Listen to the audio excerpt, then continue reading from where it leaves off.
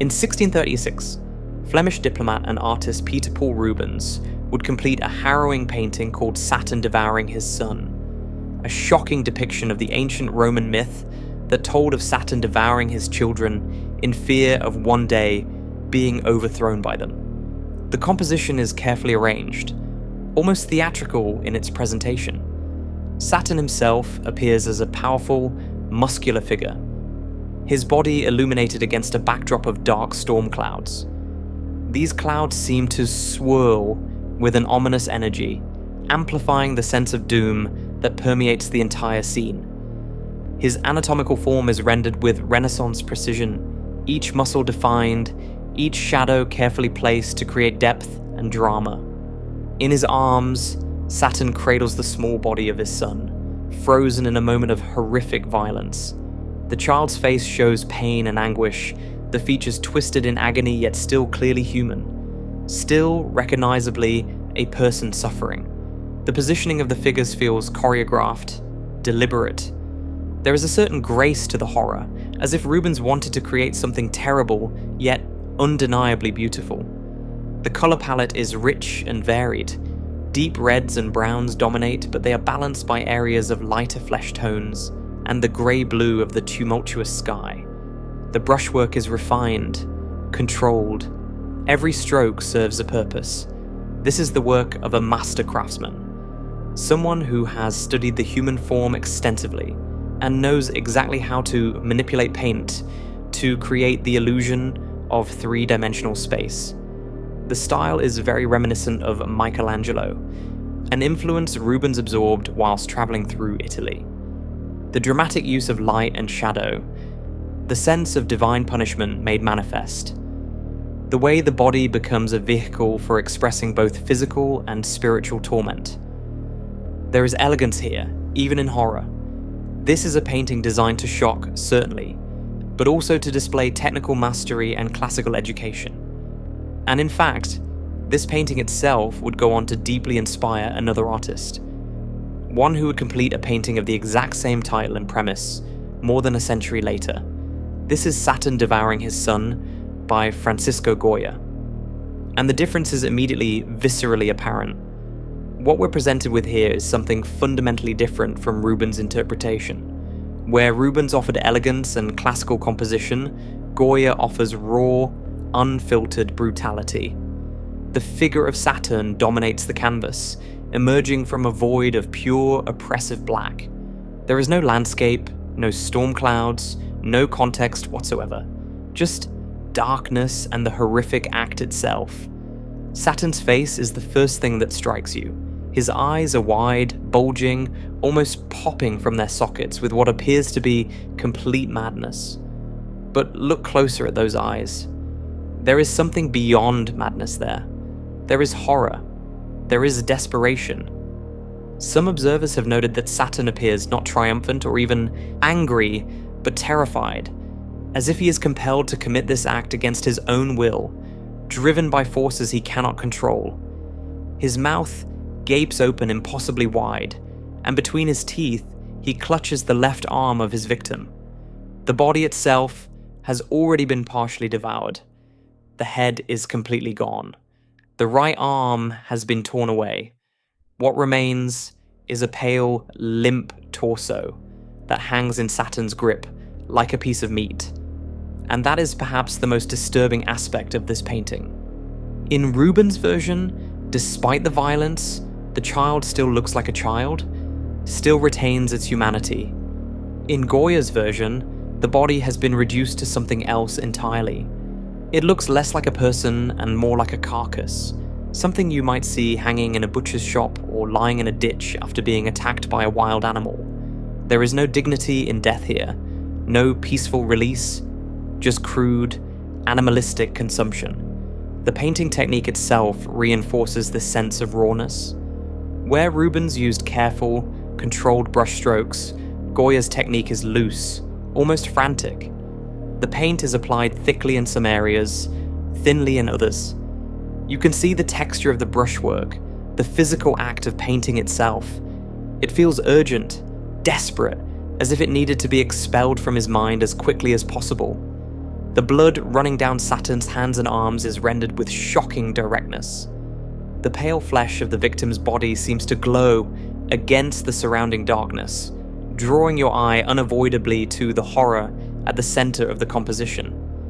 And Saturn's hair, wild and unkempt, adds to the sense that this is not a god, not a mythological figure rendered with classical restraint, but something primal and terrifying. This is one painting in a collection of 14 dark and foreboding works, a series now referred to as the Pinturas Negras, the Black Paintings. Surprisingly, each one of these visions of horror were never officially titled by Goya, or at least not recorded in history by Goya himself. The names we use today, Saturn Devouring His Son, the dog, Witch's Sabbath, these were given by others who discovered them after his death. Consider that for a moment.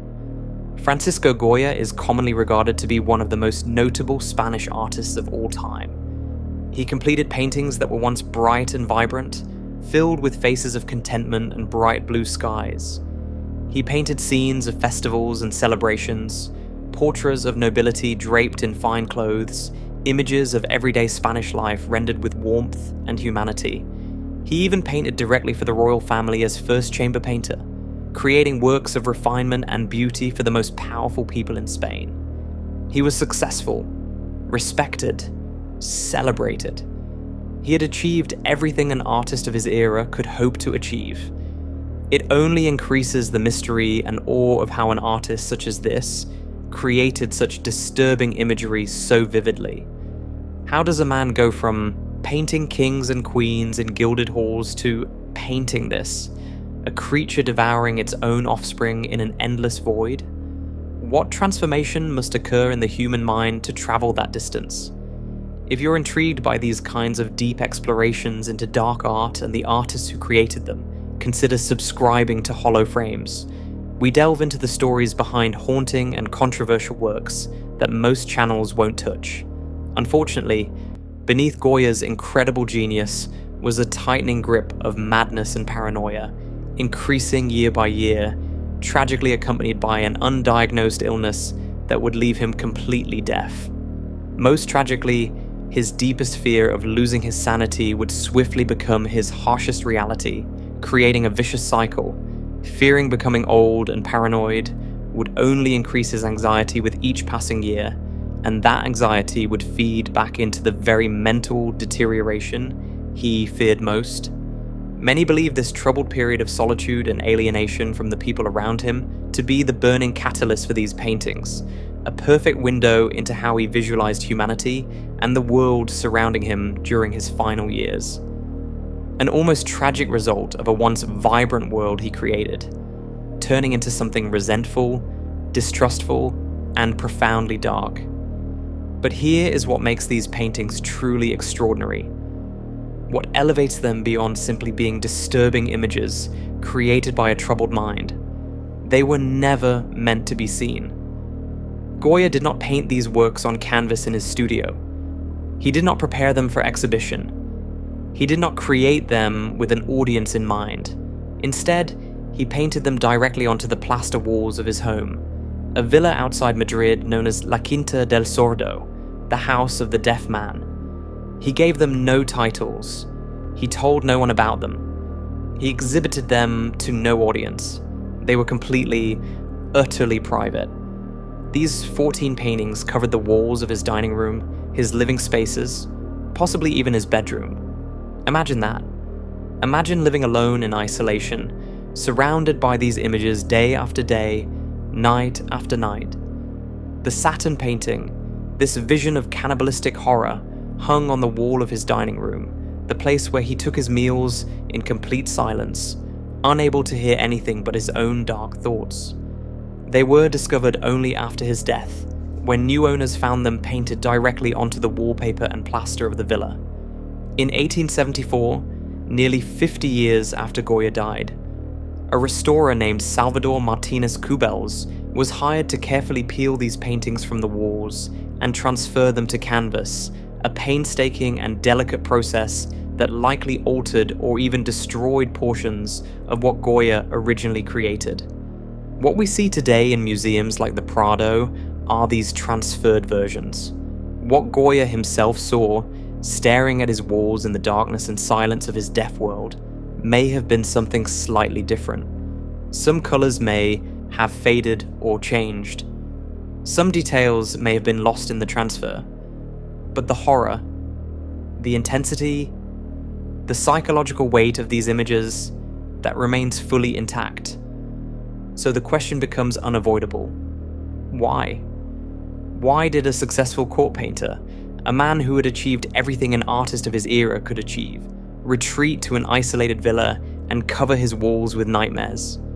Why would someone paint images like this knowing that no one else would ever see them? What happened to Francisco Goya? What drove him to create these paintings? And perhaps most importantly, what do they tell us about the darkness he was living through? The answers to these questions require us to understand the man himself, to trace the arc of his life from success to isolation, from light to darkness. But before we begin that journey, before we explore his biography and eventually walk through the rooms of that haunted house, there is one more painting we should look at. One that perhaps captures more than any other in the series the essence of what Goya was experiencing in his isolation. A painting so simple, so minimal, yet so profoundly unsettling that it stays with you long after you've seen it. This painting is called El Perro, the dog, though it has also been known by other names. The head of a dog, the buried dog, the half-drowned dog, the half-submerged dog. None of these titles came from Goya himself. Like all the Black paintings, the name was assigned later by those who found it. At first glance, it appears to be one of the most minimal paintings ever created. The composition is almost brutally simple. The canvas is dominated by a vast expanse of dusty, murky sky. Shades of grey and beige and ochre blend together into an oppressive emptiness that fills roughly 90% of the painting. The colour is neither bright nor completely dark. It simply exists, heavy and suffocating. And then, in the bottom right corner, barely occupying a fraction of the canvas, is the head of a dog.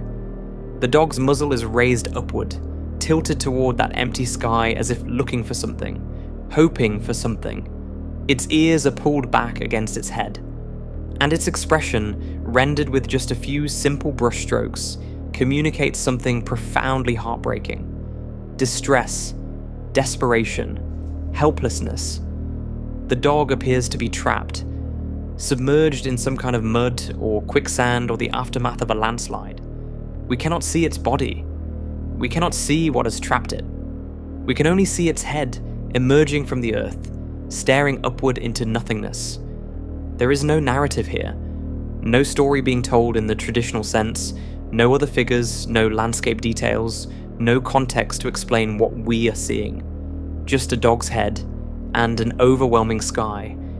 And yet, the emotional impact is immediate and devastating. The sense of loneliness, of hopelessness, of futile struggle against forces far beyond one's control, it radiates from this simple image with extraordinary power. One of the first things that strikes observers about this work is just how minimal it is, yet at the same time, an incredibly poignant sense of doom seems to emanate from the painting. The premise behind this work is vague, almost frustratingly so, but that vagueness becomes part of its power. We don't know why the dog is trapped. We don't know if it's sinking or simply stuck. We don't know if rescue is coming or if this is the end. What we do know is that the dog can do nothing but stare upward, hoping for a miracle that likely will never come. And with the murky sky being the largest and most prominent feature in the painting, dwarfing the tiny head of the dog, it only amplifies the feeling of complete helplessness. The sky itself becomes a crushing power, an indifferent universe pressing down on the insignificance of this single suffering creature.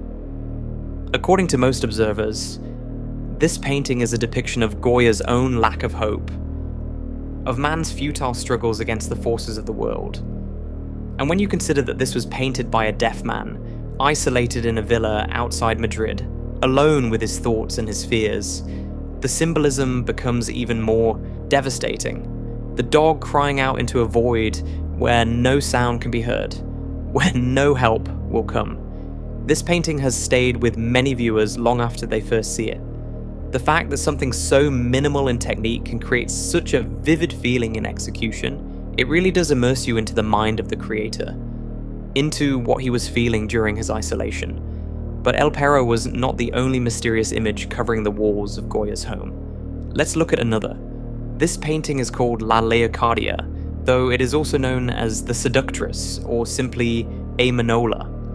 The work features a young woman wearing a black dress and a black veil. She stands in profile, leaning against something, staring ahead with a near emotionless expression, though there is a distinct sense of melancholy in her eyes. The painting is fairly minimal in its execution, much like El Perro, but there's a slight glimpse of sky in the background this time, a hint of blue that seems to turn more grey as it moves behind the woman. She appears to be leaning on what some have described as a grave or a burial mound, which would explain the somber nature of her clothing and expression. Though, interestingly, after closer inspection using modern X-ray technology, it is believed that she was originally painted leaning over the mantelpiece of a fireplace. Goya, for reasons unknown, decided to paint over that domestic setting and transform it into something darker, something related to death and mourning. Many observers have debated as to who exactly this woman is meant to represent, or what she is meant to symbolize. Some believe the woman to be a depiction of Goya's first wife, Josefa Bayeu, who had died years before these paintings were created. But the most widely accepted theory is that this woman is in fact meant to be a depiction of Leocadia Weiss, his fiery-tempered maid and distant relative. Leocadia Weiss would care for Goya after his wife's death, and there were even rumors that they were romantically linked, though many have debunked this as nothing more than speculation, insisting that their relationship was purely platonic. However, if the former theory is true, it would explain the rather heated exchanges that they would conduct in their letters to each other, and it creates a rather haunting aesthetic to the painting. Some believe it might be Leocadia mourning over the grave of Goya himself, a strange and melancholic image of the artist painting his own future death, imagining the woman who cares for him standing at his burial site, possibly representing the loss of a love that could have been, or perhaps simply the inevitability of his own mortality. It is something we will unfortunately never know with certainty. But what is presented to us is a real sense of loss and heartbreak, expressed through the eyes of a woman, painted in mourning clothes, staring into an uncertain distance. These two paintings, El Perro and La Leocadia, give us a glimpse into the psychological landscape Goya inhabited during his final years. Isolation, helplessness, mortality, ambiguous sorrow, and these were just two of 14 such images. In 1819, at the age of 73, Francisco Goya purchased a villa on the outskirts of Madrid. The property was known as La Quinta del Sordo, the house of the deaf man. Curiously, this name had nothing to do with Goya himself, at least not initially. The previous occupant of the house had also been deaf, a strange coincidence that seemed almost cosmically appropriate when Goya, now completely deaf himself, moved in. The villa was modest but spacious, with rooms spread across 2 floors. It was far enough from the city to provide complete isolation, close enough that provisions could still be obtained when necessary. Goya lived there with Leocadia Weiss and her young daughter, though accounts suggest he spent much of his time alone, withdrawn into his own thoughts. And it was here, in this isolated villa, that Goya began to paint directly onto the walls. We don't know exactly when he started. We don't know in what order the paintings were completed. We don't know if he had a plan or if they emerged spontaneously, one after another, as his mental state deteriorated or as his thoughts demanded expression. What we do know is that by the time he left Spain in 1824, 14 paintings covered the walls of his home. 4 rooms contained these works, 2 rooms on the ground floor, 2 on the upper floor.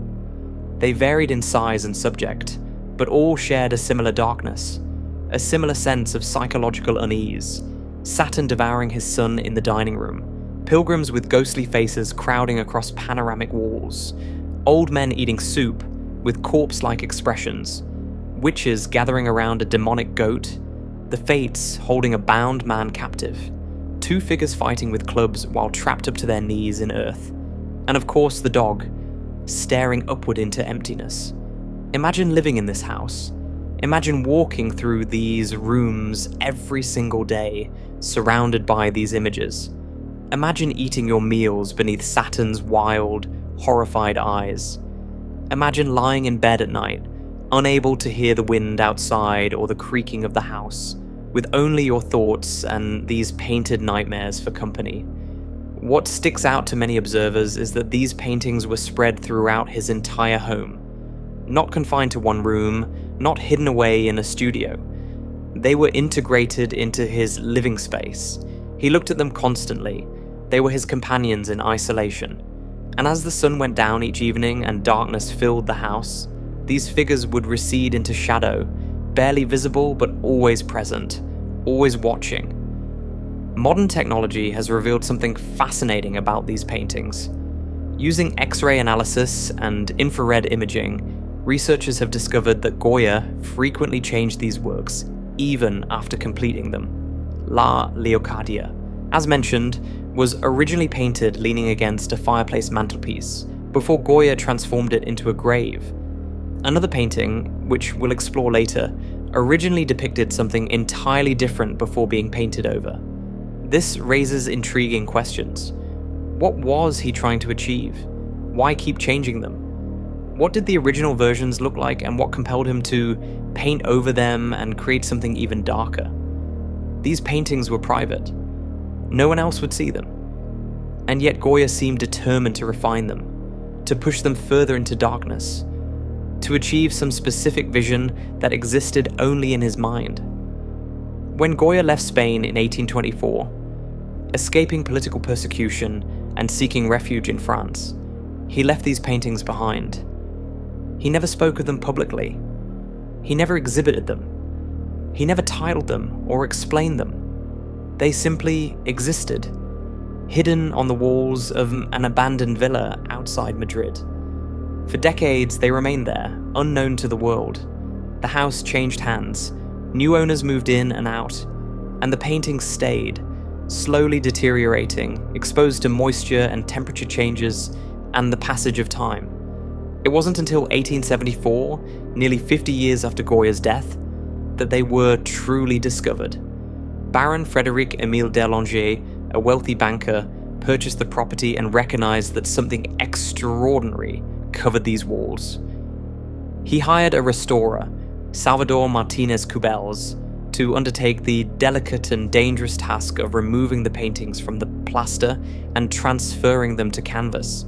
The process was painstaking. Each painting had to be carefully separated from the wall, a procedure that risked destroying the images entirely. Some sections were lost. Some colors likely changed during the transfer. What we see today in the Museo del Prado in Madrid are these transferred versions, preserved, but inevitably altered from what Goya originally created. And this raises yet another haunting question. What exactly did Goya see when he looked at these walls? Were the colors more vibrant or even darker? Were there details that were lost in the transfer? We can never know for certain. But the psychological intensity, the emotional weight of these images, that survives intact. So we return to our central questions. Who was this man? What happened to him? How does someone go from being a celebrated court painter, creating beautiful works for royalty, to living in isolation and covering his walls with nightmares? To understand the Black Paintings, we need to understand Francisco Goya himself. We need to go back to the beginning, back to his early life, his rise to success, and the series of devastating events that would transform him from a man of light into a chronicler of darkness. Before we explore Goya's life story, before we trace the path that led him to that isolated villa, there is something you need to see. Something that demonstrates, perhaps more clearly than any biography could, just how profoundly Francisco Goya changed over the course of his life. We're going to look at two paintings, both created by Goya, both depicting the exact same subject, but painted 35 years apart. The first painting is called The Meadow of San Isidro, completed in 1788 when Goya was 42 years old and at the height of his success as a court painter. What we're presented with is a sprawling panoramic scene of celebration and life. The composition stretches wide across the canvas, capturing a vast landscape filled with people. In the foreground, we see groups of Madrileños, the people of Madrid, gathered on a hillside overlooking the Manzanares River. They are dressed in colourful clothing, bright reds and yellows and blues. Some recline on the grass, relaxed and content. Others sit together in small groups, engaged in conversation. The women wear elegant dresses and hold parasols to shield themselves from the sun. The men wear fashionable coats and hats. There is a sense of leisure here, of people enjoying a beautiful day outdoors without concern or worry. Children play, couples embrace. The atmosphere is one of genuine happiness. Beyond the foreground, we see the procession itself. Hundreds, perhaps thousands of tiny figures make their way across the landscape toward the Hermitage of San Isidro, visible in the distance. The crowd is massive but orderly, a river of humanity flowing peacefully through the Spanish countryside. You can almost hear the murmur of conversation, the laughter, the music that would have accompanied such a celebration. And then there is the sky. Oh, the sky in this painting is glorious. It dominates the upper half of the canvas, a brilliant expanse of soft blues and whites. Gentle clouds drift lazily across the heavens, illuminated by warm sunlight. The light itself seems to bathe the entire scene in a golden glow, making everything feel warm and alive and hopeful. The brushwork is confident but careful. Details are rendered with precision where needed, particularly in the foreground figures, while the distant crowd is suggested with looser, more impressionistic strokes. The overall effect is one of harmony and balance. This is the work of a master craftsman who understands composition, color theory, and how to direct the viewer's eye across a complex scene. This painting depicts the Feast of San Isidro, an annual celebration in honor of Madrid's patron saint. It was one of the most important festivals in the Spanish calendar, a time when people from all walks of life would gather to celebrate, to pray, to enjoy each other's company. For centuries, this pilgrimage had been a joyous occasion, a moment of communal unity and spiritual renewal. Goya painted this scene with obvious affection. You can feel his love for Madrid, for its people, for the vibrancy of Spanish culture.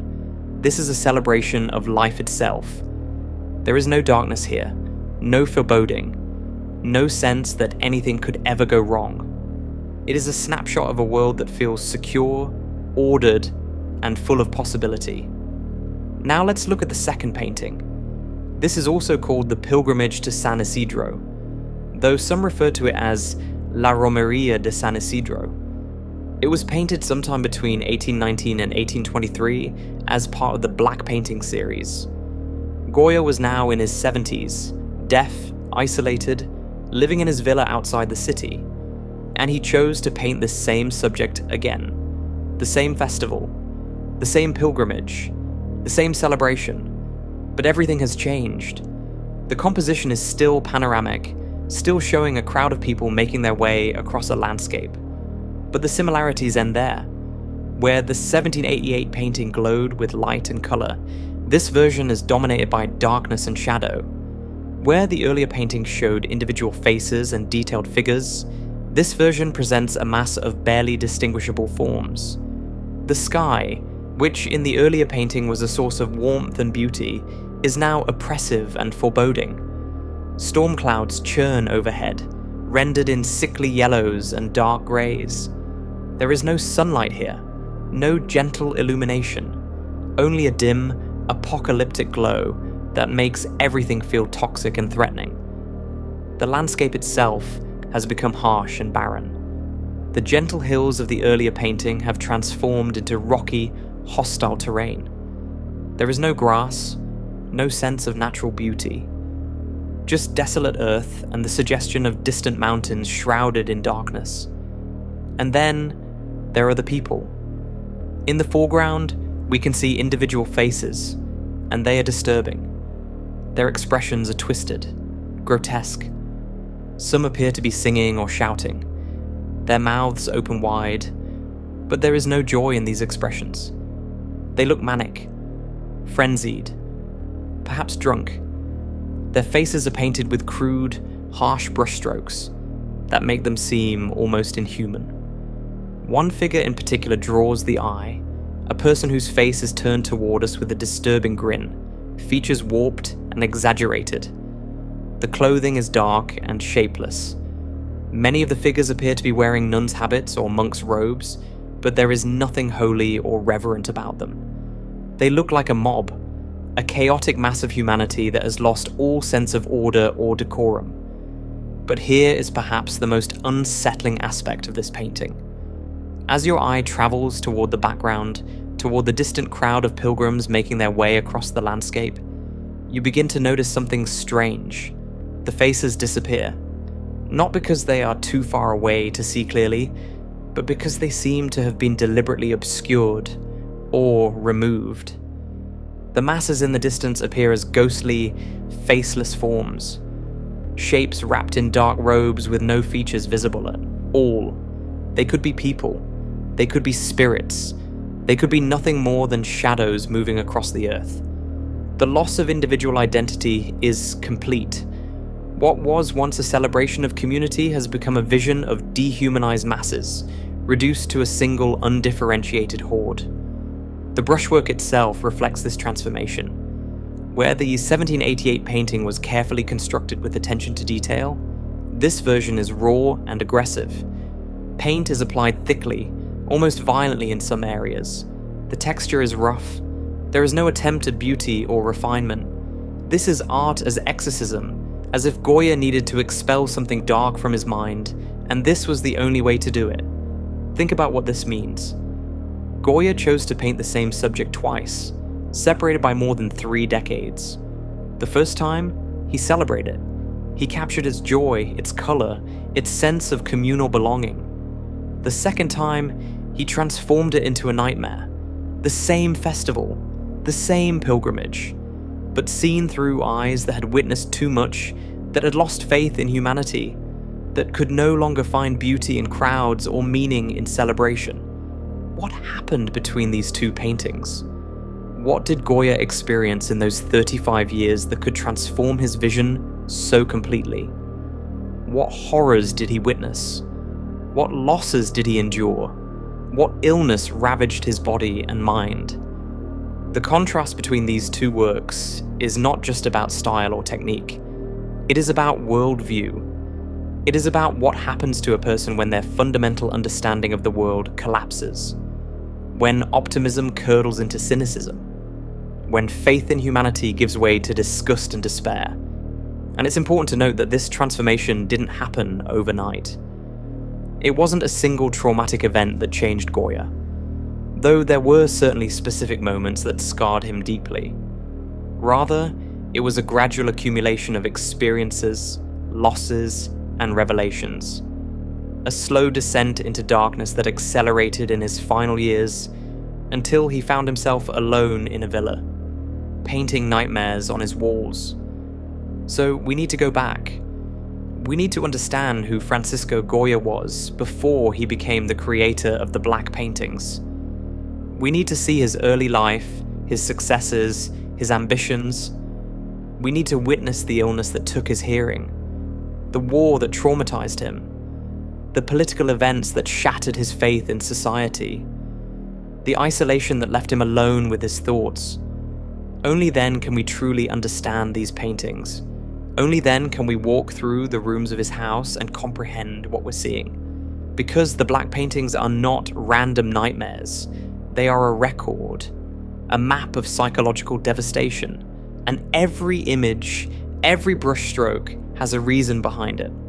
To understand the man who painted Saturn devouring his son in a dining room, who painted a dog trapped and hopeless, who transformed a joyous festival into a ghostly procession of the damned, we need to understand what broke him. Or perhaps, what forced him to confront truths about existence that most of us spend our lives trying to avoid. The story of Francisco Goya is the story of a man who started in light and ended in darkness. But it is also the story of an artist who, even in his deepest despair, never stopped creating, who faced his demons by painting them on his walls and living with them every single day. So let us begin at the beginning. Let us meet the young Francisco Goya, a boy from a small town in Aragon who dreamed of becoming a great artist. A man who had no idea what fate had waiting for him. Francisco José de Goya y Lucientes was born on March 30th, 1746, in the small village of Fuendetodos in the region of Aragon, Spain. It was a modest beginning for someone who would eventually become one of the most celebrated artists in Spanish history. His family was neither wealthy nor destitute. They occupied that middle ground that offered some opportunities but required hard work and determination to advance. His father, José Goya, was a gilder, someone who applied gold leaf to ornamental objects and picture frames. His mother, Gracia Lucientes, came from a family of minor rural nobility, though by the time of Francisco's birth, whatever status that name once carried had largely faded into history. Growing up in Fuendetodos meant growing up in a world that was deeply traditional, profoundly Catholic, and largely unchanged for centuries. The village was small, remote, surrounded by the arid landscape of Aragon. Life moved slowly there. The church dominated both the physical landscape and the social structure of the community. Religious festivals marked the passage of time. Faith was not merely a belief system, but the organizing principle of existence itself. This religious upbringing would stay with Goya throughout his life, even as his relationship with the institutional church became increasingly complicated. He was a believer, but he was also, even from a young age, someone who questioned authority, who noticed hypocrisy, who possessed a sharp eye for the gap between what people claimed to believe and how they actually behaved. At the age of 14, Goya began studying art formally. His father, recognizing some talent or perhaps simply seeking to secure his son's future, arranged for him to apprentice with José Luzán, a local painter in Zaragoza who specialized in church altarpieces. This was a traditional path for aspiring artists at the time. You learned by copying the masters, by mixing pigments, by preparing canvases, by absorbing technique through observation and repetition. Luzán taught Goya the fundamentals: how to construct a composition, how to render the human figure, how to use light and shadow to create depth and drama, how to work within the conventions of religious art, which at that time meant creating images that served the church, that told biblical stories, that inspired devotion in the faithful. But Goya was ambitious. He wanted more than to spend his life painting altarpieces for provincial churches. He wanted to go to Madrid. He wanted to see the great art collections of the royal court. He wanted to study with the masters and eventually become one himself. In 1763, at the age of 17, Goya traveled to Madrid for the first time and attempted to gain admission to the Royal Academy of Fine Arts of San Fernando. He was rejected. The reasons are unclear, but it was a setback that must have stung deeply. Madrid was the center of artistic life in Spain. The academy was the gateway to royal patronage and professional success. To be turned away was to have your ambitions, at least temporarily, denied. Undeterred, Goya continued his studies. In 1766, he tried again to enter the academy. Again, he was rejected. For many aspiring artists, 2 rejections from the most prestigious institution in the country would have been crushing, perhaps even career-ending. But Goya persisted. He traveled to Italy, following the same path that Rubens and countless other artists had taken before him. Italy was where you went to study the masters, to see the works of Michelangelo and Raphael and Caravaggio firsthand, to absorb the techniques and sensibilities of the Renaissance and Baroque traditions. He spent time in Rome, studied classical sculpture, copied paintings, immersed himself in the artistic culture that had shaped European art for centuries. When he returned to Spain in 1771, he was a changed artist. More confident, more technically sophisticated, more aware of what was possible within the medium of painting. He began to receive commissions, small ones at first, religious frescoes for churches in Zaragoza, portraits of local nobility, work that paid the bills and allowed him to continue developing his skills. And then, in 1773, something significant happened. Goya married Josefa Bayo, the sister of Francisco Bayo, who was already an established and successful court painter in Madrid. This marriage was more than a romantic union. It was a professional alliance that gave Goya access to the networks and opportunities that had previously been closed to him. Through his connection to Francisco Bayo, Goya began to receive commissions from the Royal Tapestry Factory in Madrid. These were designs for tapestries that would decorate the royal palaces, depicting scenes of Spanish life, festivals, leisure activities, moments of everyday beauty rendered in bright colours and cheerful compositions. The work was prestigious and well paid. It put Goya in contact with the court and allowed him to demonstrate his abilities to people who mattered, and his talent was undeniable. The tapestry designs showed a mastery of composition, a sensitivity to colour, and an ability to capture the essence of Spanish culture in ways that felt both authentic and idealized. They were beautiful works, full of life and movement and warmth. The kind of images that made the people who commissioned them feel good about their world and their place in it. By the 1780s, Goya's reputation was firmly established. In 1780, he was finally elected to the Royal Academy of Fine Arts, the same institution that had rejected him twice as a young man.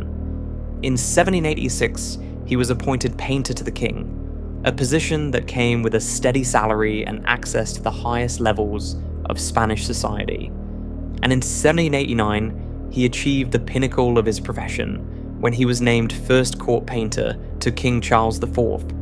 Think about what this meant. Francisco Goya, the boy from a small village in Aragon, the son of a gilder, the artist who had been rejected twice by the Academy, was now the official painter to the King of Spain. He had reached the absolute summit of what an artist in his time and place could achieve. His duties included painting portraits of the royal family, creating works to decorate the palaces, and essentially serving as the visual chronicler of the Spanish monarchy. It was prestigious work, prestigious beyond measure. And the portraits he created during this period show his extraordinary skill. He could capture not just physical likeness, but personality, character, the subtle expressions and gestures that revealed who these people really were. But here's something interesting about Goya's royal portraits. Unlike many court painters who flattered their subjects, who smoothed away imperfections and presented idealized versions of reality, Goya painted what he saw. If someone had an awkward expression, he painted it. If their posture was unflattering, he painted it that way. If there was something vacant or cruel in their eyes, he captured that too. Some observers have noted that Goya's portraits of the royal family, particularly of Charles IV and his wife Maria Luisa, border on unflattering. They look stiff, uncomfortable, almost like children playing dress-up in their elaborate costumes. There is a subtle critique embedded in these paintings, a suggestion that perhaps these people, for all their power and wealth, are not particularly impressive as human beings. Whether this was intentional or simply Goya's commitment to honesty in his art is debatable. What is clear is that he possessed an unusual degree of independence for a court painter. He painted what he saw, not necessarily what his patrons wanted to see. And somehow, perhaps because of his sheer technical brilliance, he got away with it. During this period, Goya was successful, respected, and financially secure. He had a wife, though the marriage appears to have been more practical than passionate. He had children, though tragically, most of them died in infancy or childhood, a common occurrence in that era but devastating nonetheless. He had professional recognition, royal patronage, and the admiration of his peers. He was also deeply engaged with the intellectual currents of his time. Spain in the late 18th century was caught between tradition and modernity, between the old ways of monarchy and church, and the new ideas coming from France and England about reason, liberty, and human rights. Goya was a liberal in an increasingly conservative society. He believed in the Enlightenment, in the power of reason to improve human life, in the possibility of progress. He was friends with writers, philosophers, and reformers who shared these views. He created a series of prints called Los Caprichos, 80 images that satirize the follies and vices of Spanish society. Superstition, ignorance, corruption, the abuse of power by both church and state. These prints were bold, even dangerous, because they criticized institutions that could destroy anyone who challenged them. One print in particular, number 43, titled "The Sleep of Reason Produces Monsters," became his most famous. It shows a man slumped over a desk, asleep, while bats and owls, creatures of darkness and irrationality, swarm around his head. The message was clear. When reason sleeps, when people abandon critical thinking and rational inquiry, monsters take over. Superstition, fear, madness, all the dark forces that Enlightenment thinkers believed humanity could transcend if only they would wake up and think clearly. At this point in his life, Goya still believed in that possibility. He still had faith that reason could triumph, that Spain could modernize, that people could be better than they were. Yes, he saw the problems. Yes, he was willing to critique them, even at personal risk. But underneath the satire was hope, a belief that change was possible. So there he was, early 50s, successful court painter, respected artist, living in Madrid, married, connected to the most powerful people in Spain, creating beautiful works that celebrated Spanish culture, also creating satirical prints that challenged Spanish society to do better, walking a tightrope between establishment and critique, between tradition and progress. Everything was perfect, or at least everything seemed manageable. The problems he saw in society were problems that could be addressed through art, through reason, through gradual reform. But in the early 1790s, something happened. Something that would change everything. Something that would begin a process of transformation that would eventually lead him to a villa outside Madrid, alone, deaf, and painting nightmares on his walls. In the winter of 1792, while visiting Cadiz in southern Spain, Francisco Goya fell ill. It began with fever and terrible headaches. Then came dizziness, hallucinations, partial paralysis.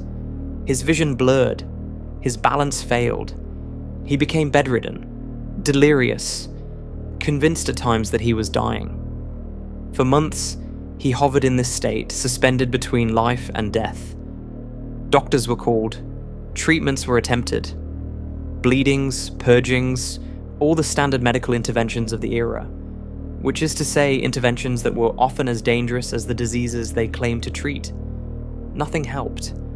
The illness persisted, mysterious and terrifying. When Goya finally began to recover, when the fever broke and his strength slowly returned, he discovered something that would never return. His hearing. It was gone. Completely. Irreversibly gone. At the age of 46, Francisco Goya had become profoundly and permanently deaf. We don't know exactly what illness struck him. Medical historians have debated this for centuries. Some believe it was polio, a viral infection that could cause paralysis and neurological damage. Others suggest syphilis, which in its later stages could attack the nervous system and cause deafness among other symptoms. Still, others point to lead poisoning, a common occupational hazard for painters who worked with lead-based pigments and sometimes ingested small amounts through inadvertent contact. But the cause ultimately matters less than the consequence. Goya was deaf. And deafness, especially sudden deafness in middle age, is not simply the absence of sound. It is a form of exile, a cutting off from the world of human connection that happens primarily through voice, through conversation, through the countless small exchanges that make up social existence. Imagine it. One day you can hear everything. The voices of your friends and family, music, laughter, the sounds of the city around you, birds singing, rain falling, the creak of floorboards, your own voice speaking and being heard by others, all the auditory texture that makes the world feel alive and inhabited. And then, suddenly, silence. Permanent, absolute silence. You watch people's mouths move but hear nothing.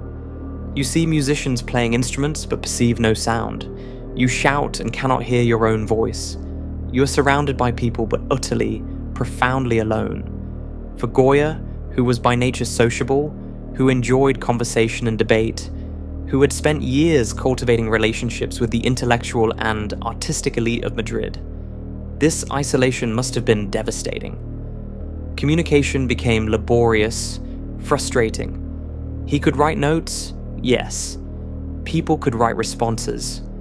But the spontaneity, the ease, the flow of natural conversation was gone forever. And then there is the question of what he did hear. Because deafness is often not the complete absence of sound. Many people who lose their hearing experience tinnitus, a constant ringing or buzzing or roaring in the ears, a sound that never stops, that cannot be escaped, that becomes a form of auditory torture. Some observers have noted that in his later paintings, particularly in the Black Paintings, there seems to be an obsession with mouths. Mouths open in screams, mouths consuming, mouths whispering or shouting, and they have wondered if this reflects Goya's frustration with his inability to hear, his fixation on the act of speaking that he could see but no longer access. But perhaps even more significant than the physical isolation was the psychological impact. When you lose your hearing, especially if it happens suddenly, and you're not part of a deaf community, you're left alone with your thoughts in a way that hearing people rarely experience. There is no background noise to distract you, no music to shift your mood, no overheard conversations to remind you that other people exist and are living their own lives. There is only your mind. And if your mind is troubled, if you're anxious or depressed or traumatized, if you're obsessing over fears and mortality and the darkness of human nature, there is nothing to interrupt those thoughts. They simply circle endlessly with no external sound to break the loop. One observer noted that the fact Goya lost his hearing means the only things he could hear were those dark thoughts plaguing his mind. And looking at one of his Black Paintings in particular, the image of a grotesque creature shouting or whispering into the ear of an old deaf man, you can't help but wonder if this was how Goya experienced his own mind. As something alien, something malevolent, shouting dark truths and terrible fears into an ear that could do nothing but receive them. The isolation also had social consequences.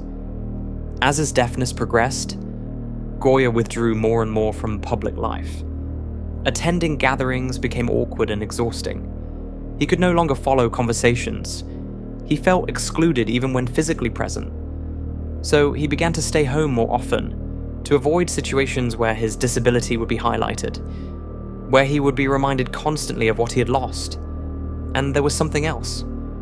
A fear that began to grow in him during this period. A fear that the illness that had taken his hearing might not be finished with him, that it might progress further, that he might lose his vision, his ability to paint, the one thing that gave his life meaning and purpose. Or worse, that he might lose his mind entirely.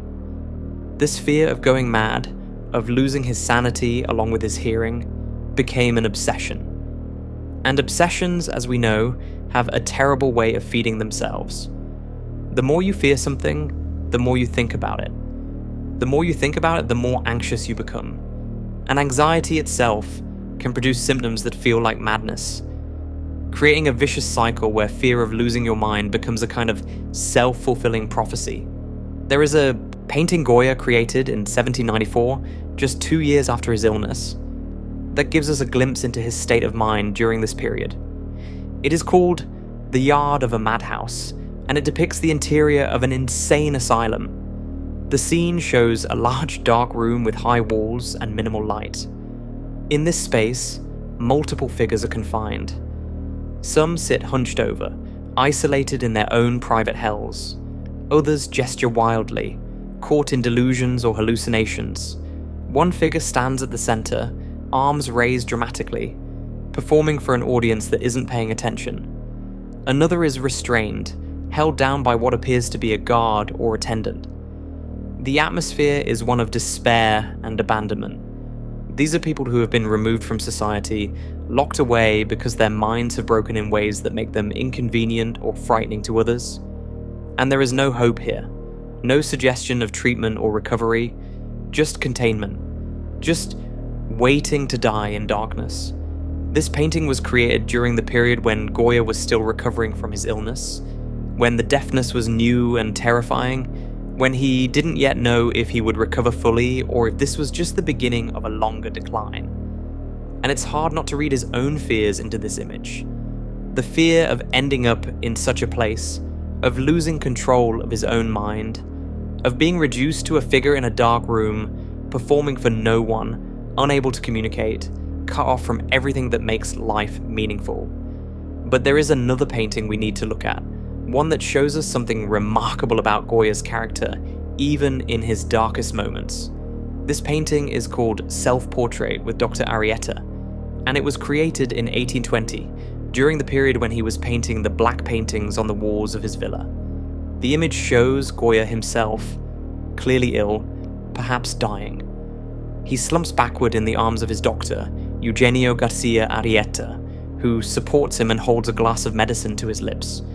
Goya's face is pale, his expression weak and suffering. Behind them, shadowy figures watch, their faces barely visible in the darkness. They could be concerned friends. They could be death itself, waiting. At the bottom of the painting, Goya inscribed a dedication. It reads, "Goya, in gratitude to his friend Arrieta for the compassion and care with which he saved his life during the acute and dangerous illness he suffered, at the end of 1819. At the age of 73, he painted this in 1820. Think about what this means. Goya painted this self-portrait while he was also painting Saturn devouring his son on his dining room wall. While he was painting the dog trapped and helpless. While he was painting witches and fates and crowds of faceless pilgrims. In the midst of creating the darkest, most disturbing images of his career, images that seem to express nothing but despair and horror, he also created this painting that expresses gratitude. Gratitude for being alive. Gratitude for a friend who cared enough to help him survive. It's a contradiction that reveals something essential about Goya's character. He was not simply consumed by darkness. He was capable of appreciating life even while being terrified by it. He could be grateful for survival even while painting nightmares. He was, in other words, still human, still capable of connection and appreciation, even in isolation, still fighting to stay alive even when part of him must have wondered why. But the deafness, the isolation, the fear of madness, these were not the only forces transforming Goya during this period. Because while he was struggling with his personal demons, Spain itself was being torn apart by forces beyond anyone's control. War was coming. A war that would show Goya horrors that would make his personal suffering seem almost insignificant by comparison. A war that would destroy his faith in humanity and leave him convinced that reason had failed, that the Enlightenment was a lie, and that the monsters he had drawn in Los Caprichos were not metaphors but accurate representations of what human beings actually were. The deafness had isolated him, but what he was about to witness would break him completely.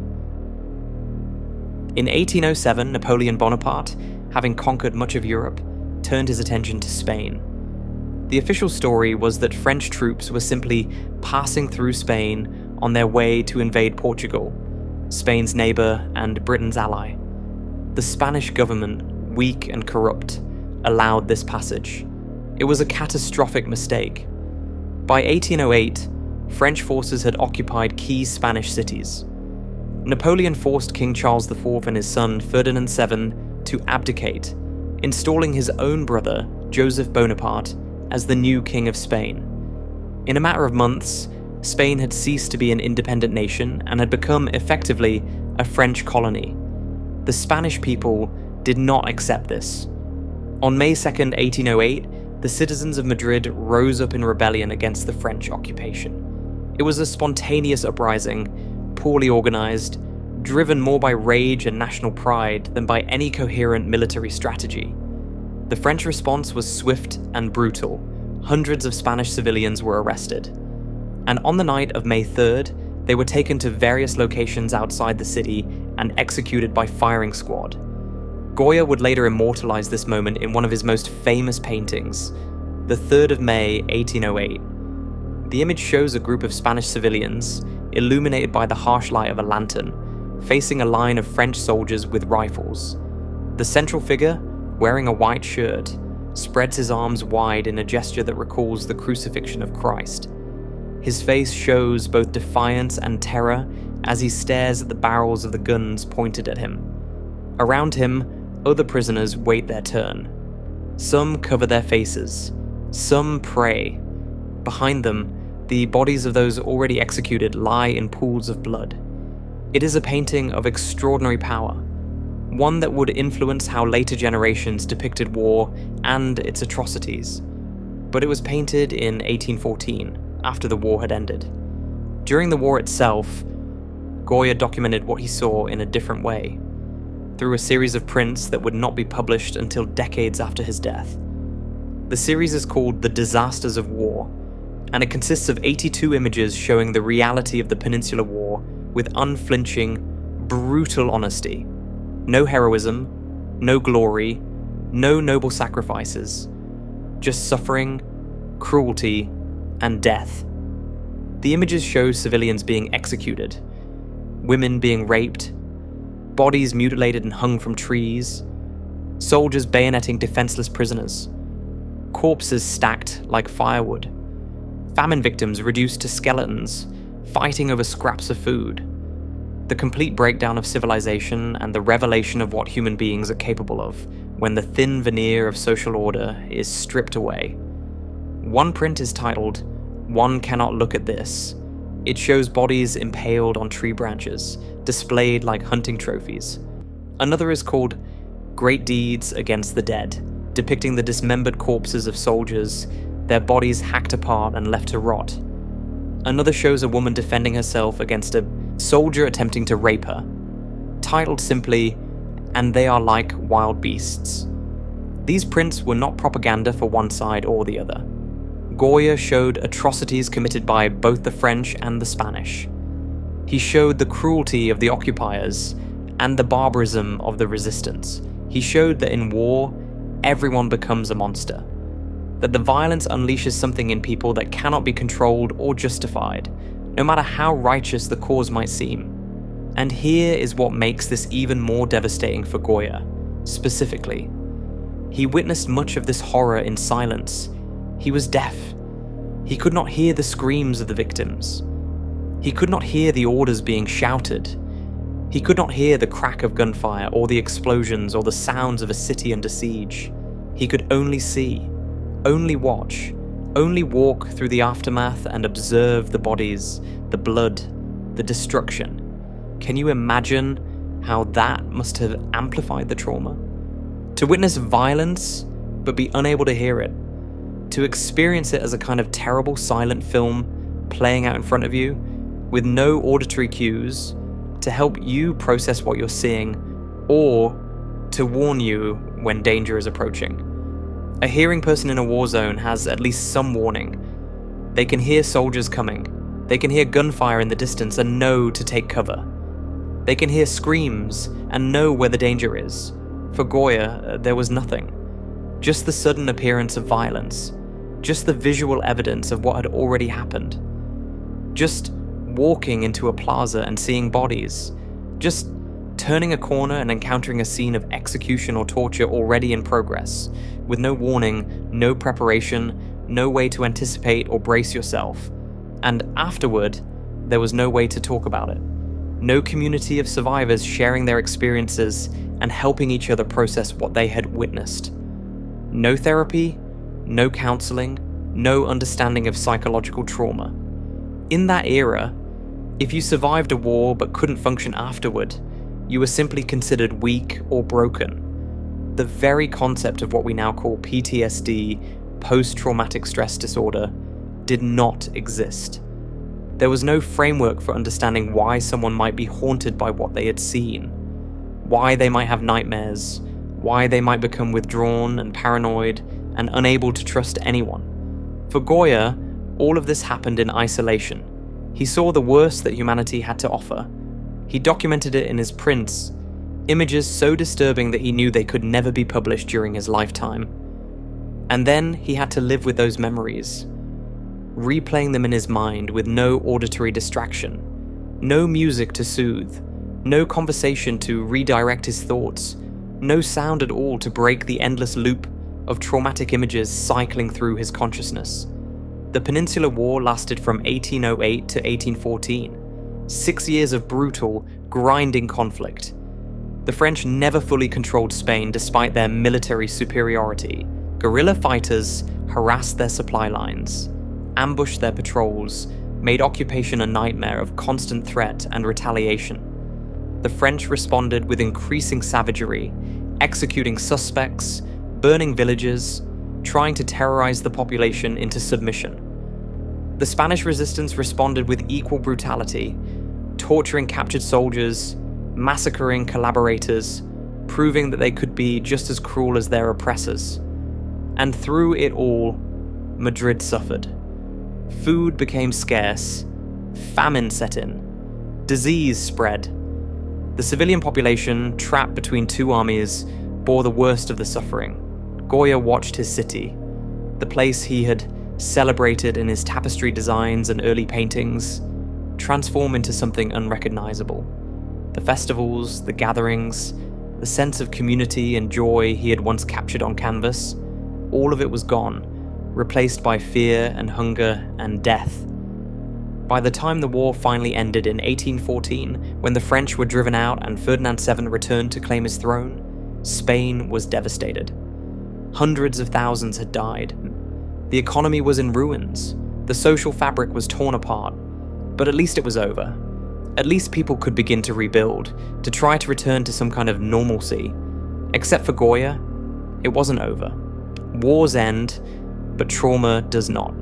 The images he had seen, the things he had witnessed and documented in his disasters of war prints, those stayed with him. They played in his mind, especially at night. Especially in the silence of his deafness when there was nothing to distract him from his memories. Modern psychologists would recognize what Goya was experiencing. Intrusive thoughts, flashbacks, hypervigilance, a fundamental change in how he perceived the world and other people. An inability to return to the optimism and faith in humanity that had characterized his earlier work. These are the classic symptoms of PTSD, of a mind that has been broken by exposure to horror and cannot fully heal. But Goya had no such framework. He only knew that something had changed inside him, that the world looked different now, that people looked different, that he could no longer paint celebrations and festivals with sincerity because he knew what lurked beneath the surface of human civilization. He had seen the mask slip. He had watched supposedly rational, enlightened human beings descend into savagery, and he could not unsee it. The war ended in 1814, but for Goya, the war never ended. It moved inside his mind. It became part of how he saw everything. And it would stay there, festering, growing darker, until it finally found expression on the walls of an isolated villa outside Madrid. But before he retreated to that villa, before he began painting his nightmares where only he could see them, there was one more betrayal waiting for him. One more disillusionment that would complete his transformation from hopeful Enlightenment thinker to bitter, cynical observer of human folly. Because the war, as terrible as it was, at least had an enemy, an invader, a clear source of the suffering. What came after was in some ways even worse, because what came after was a revelation that the enemy was not just the French. The enemy was Spain itself. The enemy was the institutions he had been raised to respect. The enemy was the government he had served. The enemy was the church that claimed to represent God. And this realization, this political and spiritual disillusionment, would push him over the edge into complete isolation. When the Peninsular War finally ended in 1814 and the French were driven from Spanish soil, there was hope. Hope that Spain could rebuild. Hope that the suffering had not been in vain. Hope that the country might emerge from this trauma stronger, more united, perhaps even more enlightened. That hope lasted approximately as long as it took for Ferdinand VII to return to the throne. Ferdinand VII had been forced to abdicate by Napoleon in 1808 and had spent the war years essentially imprisoned in France. When he returned to Spain in 1814, he was greeted as a liberating hero, as the rightful king returning to restore order and justice to his kingdom. The Spanish people, exhausted by war and desperate for stability, welcomed him back with genuine enthusiasm. Goya, despite everything he had witnessed, despite his growing cynicism about human nature, still maintained some hope for Spain's future. During the war, Spanish liberals had drafted a constitution, the Constitution of 1812, which limited the power of the monarchy, guaranteed certain rights to citizens, and attempted to modernize Spanish governance along Enlightenment principles. Perhaps, Goya thought, Spain would embrace these reforms. Perhaps something good could come from all the suffering. Ferdinand VII destroyed that hope within months of his return. One of his first acts as king was to abolish the Constitution of 1812 entirely. He declared himself an absolute monarch, answerable to no parliament, bound by no constitution, subject to no limitations on his power whatsoever. Spain would not become a modern, enlightened nation. It would return to being exactly what it had been before. An absolute monarchy where the king's word was law and dissent was treason. But Ferdinand did not stop there. He began a systematic persecution of everyone who had supported the liberal cause during the war. Politicians who had helped draft the constitution were arrested, imprisoned, or executed. Intellectuals who had advocated for reform were forced into exile or silence. Writers, artists, and philosophers who had expressed liberal ideas found themselves under suspicion, their homes searched, their correspondence monitored by secret police. And then, in a move that horrified Goya more than perhaps anything else, Ferdinand VII brought back the Spanish Inquisition. The Inquisition had been officially suspended during the war, its power curtailed by the liberal government. Now it returned with renewed vigor, empowered by a king who saw it as a useful tool for controlling the population and eliminating dissent. Suddenly, Spain was not moving forward into the modern era. It was retreating backward into medievalism, into superstition, into the very darkness that Enlightenment thinkers had believed humanity could transcend. For Goya, this was a personal betrayal of the deepest kind. He had served the Spanish crown for decades. He had been first court painter. He had painted the royal family, had been honored and rewarded by the monarchy. And he had believed, or at least hoped, that even an imperfect monarchy could be reformed, could be guided toward reason and progress. Now he saw that he had been wrong. The institution he had served was fundamentally opposed to everything he believed in. Ferdinand VII was not simply a bad king who might be replaced by a better one. He represented something deeper and more disturbing. The willingness of power to crush enlightenment, to embrace ignorance and superstition if it served to maintain control. And Goya himself was in danger. He had created Los Capricos, those satirical prints criticizing the church and Spanish society. He had been known to associate with liberal thinkers and reformers. He had never hidden his skepticism towards superstition and his belief in reason. Under Ferdinand VII's regime, these things could get you imprisoned or killed. But Goya was also still technically a court painter. He still held an official position. He was famous, respected in certain circles, protected to some degree by his reputation. So he occupied a strange, precarious position. Too prominent to be easily eliminated, but too liberal to be trusted. Walking a tightrope between his position and his beliefs. He had to be careful. He could not speak openly about his political views. He could not publish new works that criticized the regime. He had to maintain a facade of loyalty while internally seething with rage and disgust at what his country had become. There is a painting from this period, though its attribution to Goya is disputed by some scholars, that seems to capture his state of mind perfectly.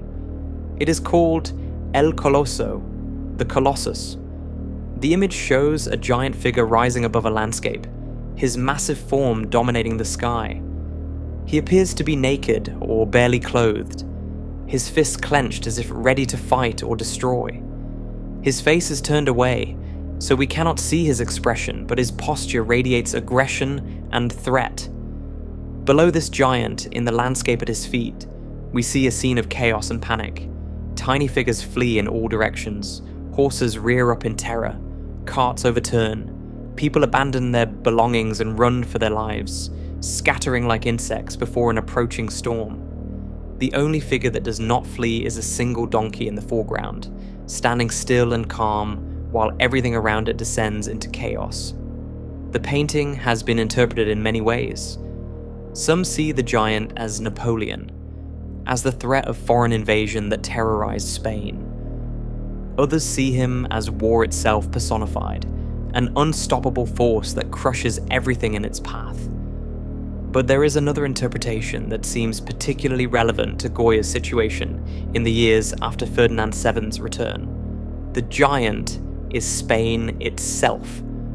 Or rather, the giant is the concentrated power of the Spanish state, the monarchy and church combined into a single, massive, mindless force that terrifies its own people. The fleeing figures represent the Spanish population, helpless before a power that should protect them, but instead threatens them. And the donkey, the only creature not fleeing, represents those who are too stupid or too stubborn to recognize the danger, who stand still and accept their fate while everything around them collapses. Whether Goya painted El Colosso or not, the image captures something essential about his worldview during this period. Spain had become a nightmare, a country dominated by forces beyond reason, beyond compassion, beyond any principle except the maintenance of power through fear and superstition. The Enlightenment had failed. The belief that reason could guide humanity toward progress had been revealed as naive, perhaps even laughable, and everywhere Goya looked, he saw evidence of this failure. The Inquisition was back, conducting witch trials and torturing suspects into confessing to impossible crimes. The church was preaching against science and literacy, declaring that too much education made people dangerous and ungodly. The government was arresting anyone who had ever expressed a liberal thought. Public executions were common, meant to terrify the population into submission. This was the Spain that Goya now inhabited. A country that had learned nothing from the war. A country that was choosing darkness over light, ignorance over knowledge, fear over hope. And he, as a liberal intellectual who had once believed things could be different, had to live in this country, had to watch it happen, had to remain silent or risk destruction. The isolation he felt was no longer just about his deafness. It was about being fundamentally out of step with the world around him. About seeing clearly when everyone else seemed blind. About knowing that the society he lived in was built on lies and cruelty, but being unable to say so publicly. One additional element made the situation even more unbearable. Goya had grown old. By 1819, he was 73 years old. Most people did not live that long in his era. He had outlived most of his friends. He had outlived his wife. He had outlived nearly all his children. He was deaf, increasingly frail, and acutely aware that he did not have much time left. And this is what his country had become. This is what he would see during his final years. Not the enlightened Spain he had hoped for, not the modern, rational nation that might emerge from the suffering of war, but this, a medieval throwback, a country ruled by fear and superstition, where the Inquisition could still burn books and torture heretics, where the king could imprison anyone who disagreed with him, where darkness was not just tolerated, but enforced. Goya had had enough. By 1819, he had reached his breaking point. He could not leave Spain entirely, not yet, that would come later, but he could leave Madrid. He could remove himself from the court, from the city, from the constant reminders of what his country had become. He could retreat to somewhere isolated, somewhere quiet, somewhere he could be alone with his thoughts and his art without having to maintain the pretense of loyalty or hope. And so he purchased a villa, a modest property on the outskirts of Madrid, far enough from the city to provide true isolation, close enough that supplies could still be obtained when necessary. The property had a name, given to it by its previous occupant, La Quinta del Sordo, the house of the deaf man. It was perfect, isolated, quiet, a place where an old, deaf, disillusioned artist could retreat from a world that had become unbearable, a place where he could finally stop pretending, stop performing, stop maintaining the facade, a place where he could paint exactly what he saw when he closed his eyes, when the nightmares came, when the memories of war and the reality of Spain's political darkness merged into something that demanded expression. He moved into the villa with Leocadia Weiss, his housekeeper and companion. And then, alone in those rooms, surrounded by silence, he began to paint. Not on canvas, on the walls themselves, images that no one else was meant to see. Images that came from somewhere deep inside him, from the place where all his trauma and anger and despair and fear had been accumulating for decades. He painted his nightmares, and he lived with them, every single day. By 1819, Francisco Goya was 73 years old. In an era when most people did not live past 50, he was ancient. His body was failing. He suffered from illness repeatedly, coming close to death on multiple occasions. His deafness was complete and permanent. He had outlived his wife, most of his children, and many of his friends. He was tired, but more than physical exhaustion, there was a deeper weariness. A spiritual and psychological exhaustion that came from living through too much, seeing too much, losing too much. He had witnessed the best of Spain and the worst of Spain. He had seen the promise of enlightenment and watched it be crushed by ignorance and fear. He had survived a war that destroyed his faith in humanity. He had watched his country retreat into medieval darkness. And through it all, he had been alone, locked in the silence of his deafness, unable to escape his own thoughts. Something had to change. He could not continue living in Madrid, maintaining his position at court, pretending to be loyal to a regime he despised, painting portraits of people he had no respect for, existing in a society that had rejected everything he believed in. The facade had become unbearable. He needed to leave, but where could he go? He could not flee Spain entirely, not yet. That would draw suspicion. Ferdinand VII's regime did not look kindly on prominent figures suddenly leaving the country. Questions would be asked. His property might be seized. His safety could not be guaranteed. And besides, he was old and ill. The idea of fleeing to France or traveling to some distant country where he knew no one and did not speak the language, it was not realistic. So he found a compromise, a middle ground between staying in Madrid and fleeing Spain entirely. He would purchase property outside the city, a villa far enough away to provide true isolation, close enough that he could still be considered a resident of Madrid, if anyone asked, a place where he could withdraw from public life without making it look like a political statement, a place where he could simply be an old man retiring to the countryside. In February of 1819, Goya purchased a 2-story villa on the far bank of the Manzanares River, several kilometers outside Madrid. The property included some land, though Goya had no interest in farming or maintaining it. What mattered was the building itself, the isolation, the distance from the city and everything it represented. The villa had a name, La Quinta del Sordo, the house of the deaf man. This name had been given to it by the previous occupant, who had also been deaf. Some might call this coincidence. Others might see it as fate, as if this house had been waiting for Goya specifically, as if his entire life had been leading him to this exact place. The house itself was not particularly grand. 2 floors, several rooms on each level, plain walls that could be painted, windows that looked out over a landscape of hills and distant mountains. Quiet, isolated, perfect for someone who wanted to disappear. Goya moved in with Leocadia Weiss, his housekeeper and distant relative who had been caring for him since his wife's death. Leocadia brought a young daughter, Rosario, who some whispered might actually be Goya's child, though this was never confirmed.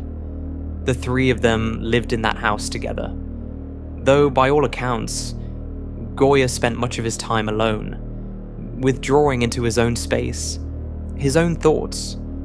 What was going through his mind during this period? What did it feel like to be 73 years old, deaf and ill, living in isolation, looking back on a life that had promised so much and delivered such profound disappointment? He had been successful by every conventional measure. He had achieved the highest position an artist could achieve in Spain. He had painted for kings. He had been celebrated, honored, respected. He had accumulated wealth and status. And yet, what did any of it mean? The kings he had painted were fools or tyrants. The society that had honored him was built on cruelty and superstition. The Spain he had loved had revealed itself to be something ugly and broken, and worse, he was running out of time. At 73, every day could be your last. Every morning you wake up and wonder if this is the day your body finally gives out. Every illness could be the one that kills you. The awareness of mortality becomes not an abstract concept, but an immediate, pressing reality. Goya had always been obsessed with death to some degree. It appears throughout his earlier work. Skulls, corpses, scenes of execution and suffering. But now, in his 70s, living alone in isolation, death was no longer something to contemplate philosophically. It was something waiting for him, something he could feel approaching. And with that awareness came fear. Not just fear of death itself, but fear of how he would die. Would it be quick? Would it be painful? Would he lose his mind before his body gave out? Would he descend into madness, becoming one of those pitiful figures he had painted in the yard of a madhouse? Trapped in delusion, barely human? This fear of losing his sanity was perhaps the most terrifying of all, because he could feel it. He could feel his thoughts becoming darker, more obsessive, less rational. He could feel himself withdrawing from reality, spending more time in his own head, replaying traumatic memories, imagining worst-case scenarios, spiraling into paranoia and despair. And the cruel irony was that fearing madness only accelerated it. The more you worry about losing your mind, the more anxious you become. The more anxious you become, the more your thinking becomes distorted. It creates a feedback loop where fear of insanity produces the very symptoms you're afraid of, which then increases the fear, which produces more symptoms, on and on, until you can no longer tell what is real fear and what is actual mental deterioration. Goya was self-aware enough to recognize this cycle. He knew what was happening to him, but knowing did not make it stop. If anything, it made it worse. Being aware that you are losing control while being unable to stop it is a special kind of torture. In this state, alone in his villa, Goya began to paint. Not on canvas, not in a studio, not with any intention of exhibiting or selling or sharing what he created. He painted on the walls of his home. He painted the images that haunted him, the fears that consumed him. the visions that appeared in his mind when he closed his eyes. He painted Saturn devouring his son, the personification of time and paranoia consuming everything in its path. He painted old men being driven mad by voices only they could hear. He painted crowds reduced to faceless masses. He painted witches and demons and death itself. He painted helplessness and futility and the crushing weight of existence. And he did this knowing that no one else would ever see these paintings. They were not for an audience. They were not meant to communicate with others or to make a statement about society. They were purely, utterly private. They were the visual equivalent of a diary, except instead of writing his thoughts, he painted them directly onto the walls of the place where he lived. Imagine what that must have been like, to wake up every morning surrounded by these images, to eat your meals beneath Saturn's horrified eyes, to walk through rooms covered with nightmares, to lie down at night and see, in the dim light, the figures you had painted staring back at you. Was this therapeutic? Was it a way of externalizing his fears so they would not consume him entirely? Or was it the opposite? Was it feeding his darkness, reinforcing his despair, making the isolation and paranoia worse by giving them permanent visual form? We cannot know. What we do know is that this is what he chose to do. In his final years, in his isolated villa, this is how he spent his time, painting nightmares, living with nightmares, and somehow surviving. The walls became his canvas, his home became his gallery, and the only audience was himself, staring at his own fears made manifest, day after day after day, in complete and absolute silence. Before we enter the house of the deaf man and walk through those rooms covered with nightmares, we need to understand something essential about Francisco Goya. We need to understand what he believed, what he stood for, what his art meant to him. Because the black paintings are not random images created by a mind that had simply broken. They are the work of an artist with a clear, consistent philosophy about what art should do and what truth looks like.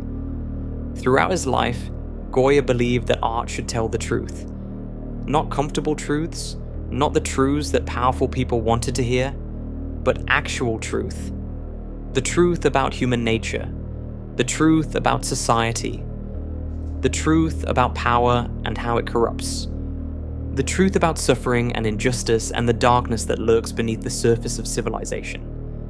This belief put him in constant danger, because telling the truth in a society built on lies is always dangerous, but Goya did it anyway, sometimes subtly, hiding his critiques in symbolism that only educated viewers would understand, sometimes boldly, creating images so direct in their criticism that it was remarkable he was not arrested or killed for creating them. His most famous expression of this philosophy came in 1799, when he published a series of 80 prints called Los Caprichos. The word caprichos translates roughly to whims or fancies, but there was nothing whimsical about these images. They were savage satirical attacks on Spanish society, on the corruption of the church, on the ignorance of the masses, on the abuse of power by the aristocracy, on superstition, prostitution, false piety, and every other vice Goya saw around him. The prints were bold, dangerous, and brilliant. Goya used the language of nightmare and fantasy to say things he could never say directly. Priests transformed into donkeys, noblemen revealed as predatory birds, witches gathering to perform impossible rituals, a mockery of the Inquisition's paranoid obsession with satanic conspiracies. The sleeping figure of reason surrounded by the monsters of unreason. And it is this image, print number 43 of Los Caprichos, that we need to examine closely, because it is perhaps the most important image Goya ever created, the one that explains everything that came after. The print is titled El sueño de la razón produce monstruos. The sleep of reason produces monsters. The image shows a man slumped over a desk or table, his head resting on his folded arms, clearly asleep. Papers are scattered around him, suggesting he is a writer or thinker of some kind. Someone who works with ideas, but he has fallen asleep. He has stopped thinking. He has stopped using reason. And the moment he falls asleep, the monsters appear. Behind and above the sleeping figure, creatures of darkness emerge from the shadows. Owls and bats, animals associated with night and irrationality, swarm around his head. Their wings spread wide, their eyes gleaming in the darkness. One large owl perches directly behind him, seeming to whisper in his ear. A lynx crouches nearby, watching. The creatures are not attacking him, exactly. They are simply present, filling the void left by reason's absence. The message is clear. When reason sleeps, when people stop thinking critically, when they abandon logic and evidence in favor of superstition and fear, monsters take over. Not literal monsters, of course, but the monsters of ignorance, cruelty, injustice, paranoia, all the dark forces that rational thought is supposed to keep at bay. At the bottom of the print, Goya included an inscription. The sleep of reason produces monsters. But there is ambiguity in the original Spanish that gets lost in translation. The word sueño can mean both sleep and dream. So the title could also be read as The Dream of Reason Produces Monsters, which creates a darker interpretation. Perhaps even reason itself, when taken to extremes, when divorced from emotion and empathy, can produce its own kind of monsters. But the more common interpretation, the one that fit with Enlightenment thinking at the time, was the first one. Reason is what protects us from the darkness. When we stop thinking rationally, when we let ourselves be guided by fear and superstition and blind faith, that is when terrible things happen. That is when witch trials occur. That is when innocent people are tortured into false confessions. That is when wars start over matters of pride and honor rather than genuine necessity. That is when cruelty becomes policy and madness becomes law. Goya believed this in 1799 when he created Los Caprichos. He believed that Spain's problems came from too little reason, not too much.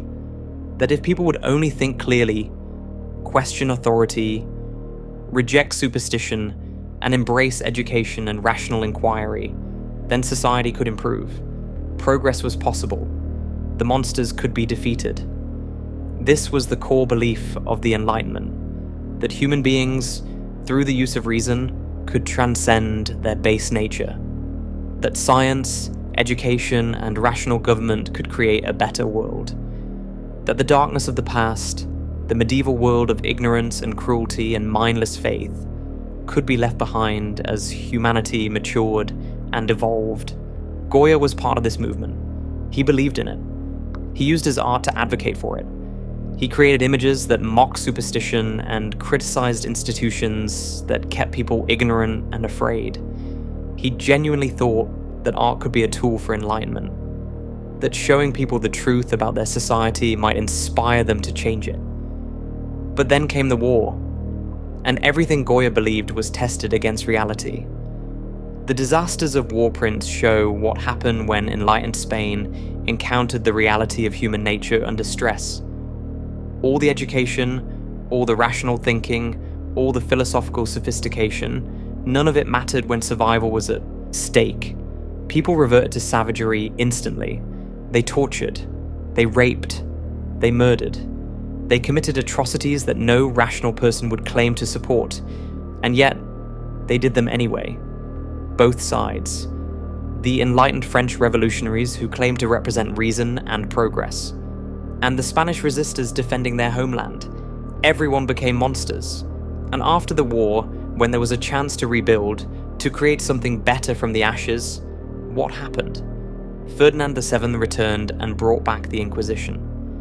Spain chose darkness deliberately, not because they were forced to, but because that is what the people in power wanted, and what enough of the population was willing to accept. Reason did not triumph. Enlightenment did not prevail. The monsters were not defeated. They won. For Goya, this was a devastating revelation. His entire worldview, everything he had believed about the power of reason and the possibility of progress, had been proven wrong, or at least proven insufficient. Human beings were not, it turned out, primarily rational creatures who occasionally gave in to base impulses. They were primarily emotional, tribal, violent creatures who occasionally, under very specific and fragile circumstances, could be persuaded to act rationally. The print from 1799, "The Sleep of Reason Produces Monsters," had been a warning. Wake up, it said. Start thinking. Use your reason and the monsters will disappear. But by 1819, Goya had learned something darker. Reason had not fallen asleep. It had been murdered. And the monsters were not temporary visitors that would leave once reason awakened. They were permanent residents. They were what human beings actually were beneath the thin veneer of civilization.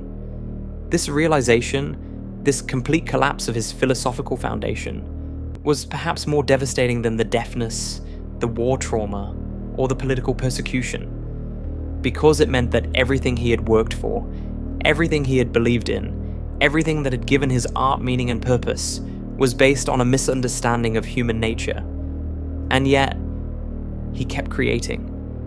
Even in despair, even in isolation, even believing that there was no hope and no possibility of progress, he continued to make art.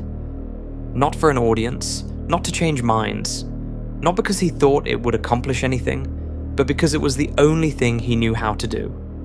The only way he could process what he had experienced and what he knew. The black paintings are what art looks like when you strip away all hope, when you abandon the idea that art can improve society or enlighten people, when you create purely for yourself, knowing that no one will see it, knowing that it will change nothing, doing it anyway because the alternative is to sit in silence and let the darkness consume you completely without resistance. In this sense, the black paintings are Goya's final philosophical statement.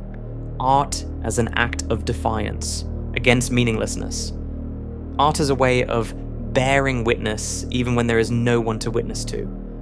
Art as proof that you existed, that you saw, that you experienced the full weight of human horror and survived long enough to record it. By 1819, reason had indeed fallen asleep. Or perhaps it had never been awake in the first place, and the monsters that Goya had warned about in 1799 were everywhere.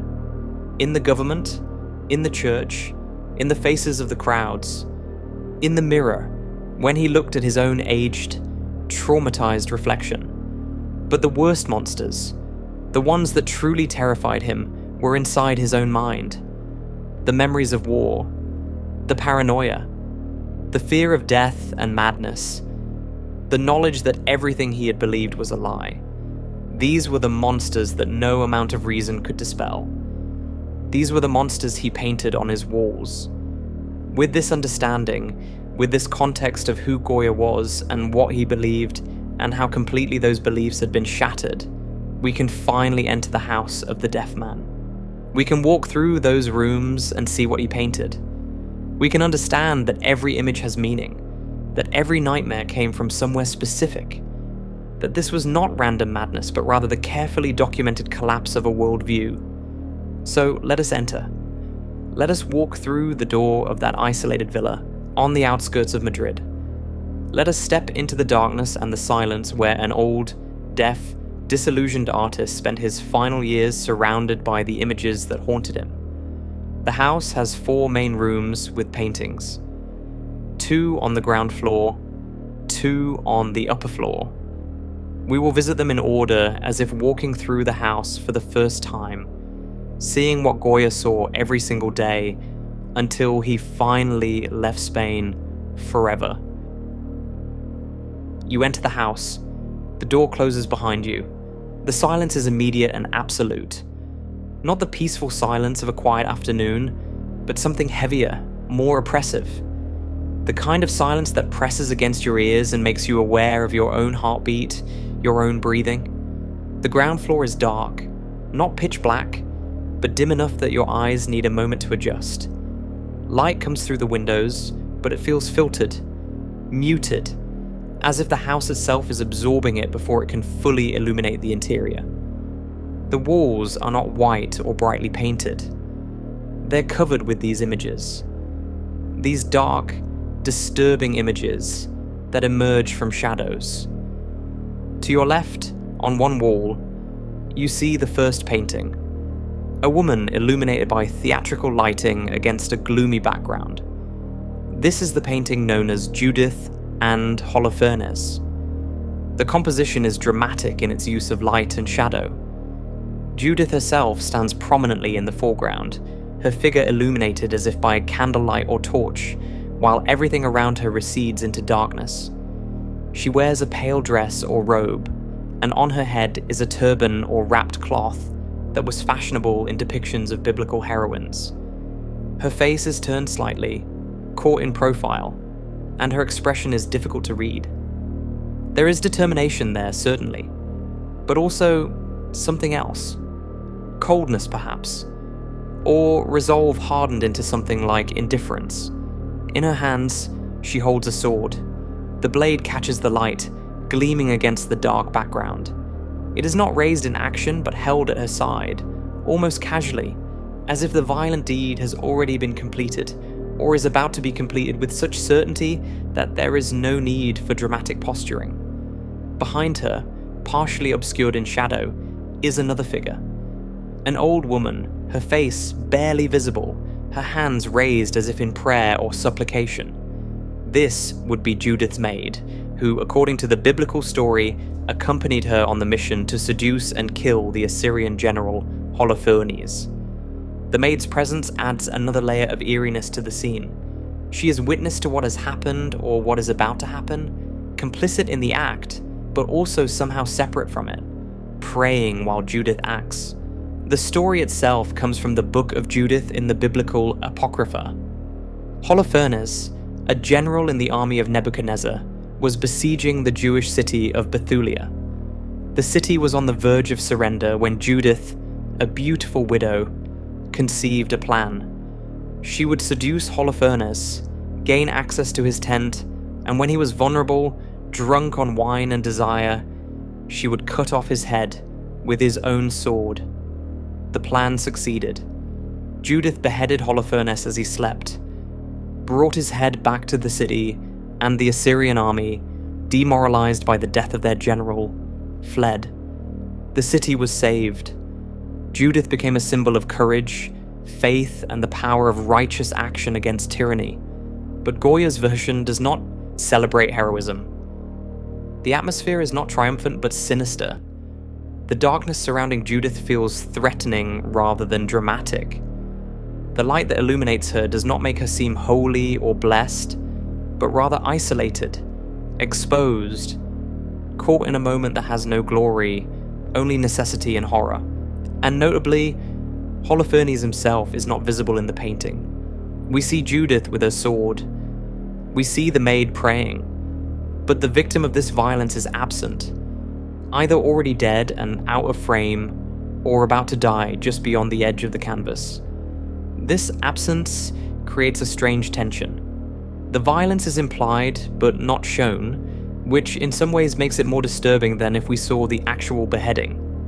There has been much speculation about why Goya chose this subject for the walls of his home. Some believe it is purely religious, a depiction of a famous biblical story that would have been familiar to any educated person in Catholic Spain. Others see political allegory. Judith, liberating her people by killing a tyrant, could represent Spanish resistance against French occupation during the Peninsular War. Or perhaps more dangerously, it could represent a fantasy of tyrannicide, of killing Ferdinand VII, the king Goya despised, but could never openly oppose. This second interpretation would explain why the painting is so ambiguous, why Holofernes is not shown, why the moment depicted is unclear. If this was indeed a veiled reference to wanting the king dead, Goya would need to be careful, even in a private painting on his own wall. The suggestion of the idea, the symbolic representation, might be satisfying enough without making it explicit enough to be dangerous if discovered. But there is another possible interpretation. Perhaps this painting is about Goya himself. Not Judith specifically, but the act of doing what is necessary. Of taking violent action not because you want to, but because circumstances demand it. Goya had spent decades compromising, serving a court he did not respect, painting people he despised, maintaining a facade of loyalty while knowing that everything he served was corrupt and evil. Perhaps Judith represents the moment of finally acting, of finally cutting away what needs to be cut away, of liberating yourself through decisive violence, even if that violence comes at a terrible cost. The maid praying in the background might represent the part of Goya that still believes, that still hopes for divine forgiveness or justification, even as the other part acts with cold necessity.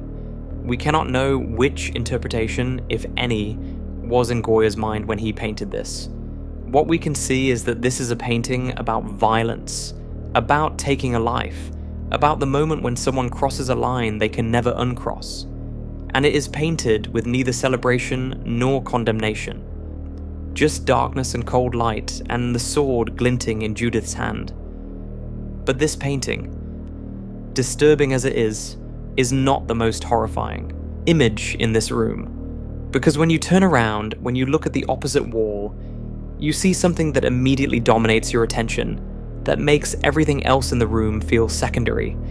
You see Saturn devouring his son. We looked at this painting briefly at the beginning, comparing it to Rubens' version, but now we are standing in front of it, in the actual room where it hung. And the experience of seeing it in context, in the space where Goya lived with it, changes how it feels. The painting is large, dominating the wall. The background is pure black, a void that seems to extend infinitely behind the figure. There is no landscape, no setting, no context whatsoever. Just darkness and the horrific act at the center. Saturn himself is massive, his body filling the frame. But there is nothing godlike about him. He does not look like a titan from classical mythology. He looks like a creature, something barely human, something that has descended into complete animal savagery.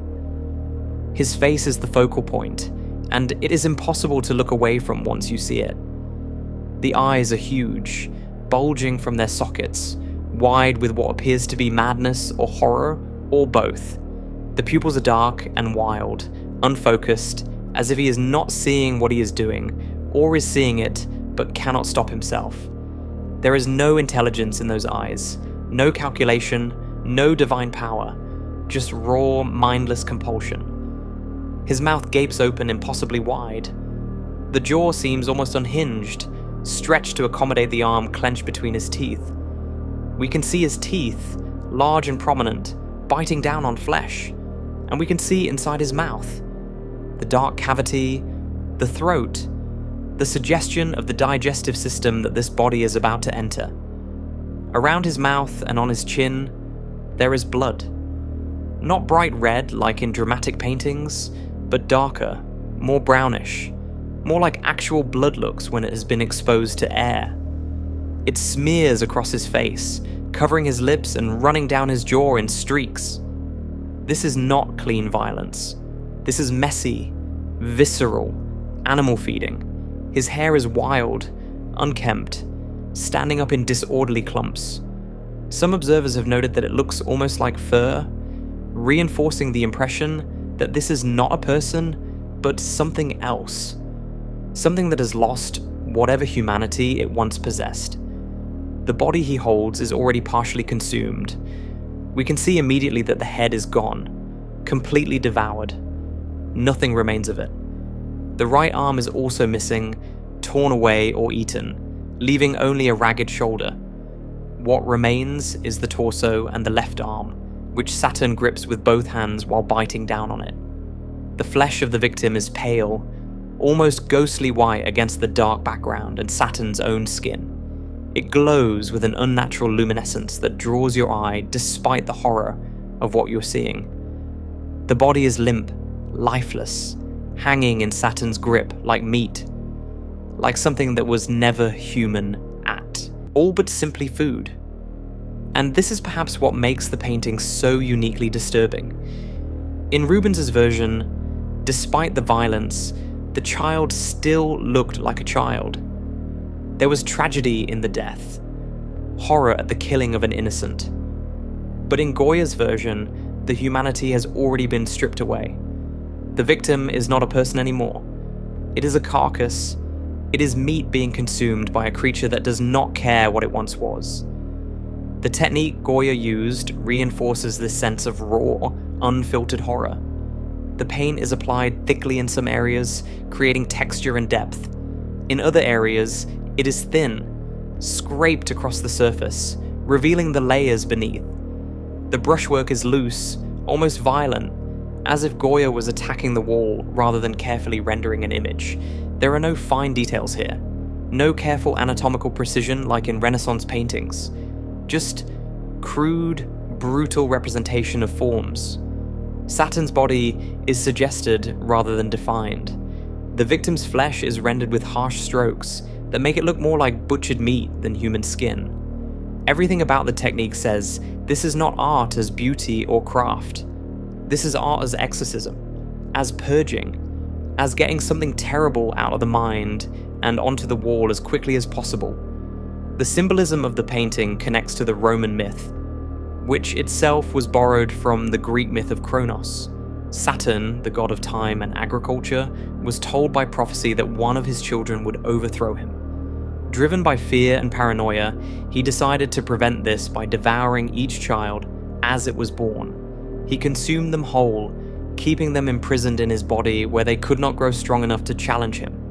But his wife Ops managed to save one child, Jupiter, by hiding him and giving Saturn a stone wrapped in cloth to swallow instead.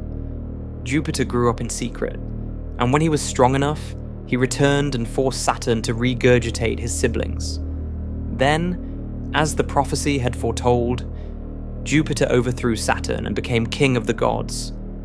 Saturn's paranoia and violence created the very thing he feared most. His attempt to prevent the prophecy ensured its fulfillment. For Goya, this myth resonated on multiple levels. There is the obvious connection to his fear of aging, of time consuming him, of becoming irrelevant and powerless in his final years. Saturn is time itself, devouring everything in its path, including those it should protect and nurture. But there is also the theme of paranoia, creating its own doom. Saturn's fear drives him to commit atrocities that guarantee his downfall. Similarly, Goya's fear of losing his sanity, his obsessive worry about mental deterioration, created a psychological spiral that made his mental state worse. The fear fed itself, just as Saturn literally fed on himself by consuming his own children, his own future. And there is something else in Saturn's eyes, something that several observers have pointed out over the years. He does not look triumphant or even cruel. He looks horrified. His eyes express not malicious pleasure, but something closer to anguish or despair, as if he knows what he is doing is wrong, as if he wants to stop but cannot, as if he is compelled by forces beyond his control to commit acts that destroy him, even as he commits them. This interpretation makes the painting even more disturbing, because it suggests that Saturn is not a monster by choice, but a victim of his own nature, of his own fear, of circumstances that force him to become something he never wanted to be. And if that is true for Saturn, might it not also be true for all of us?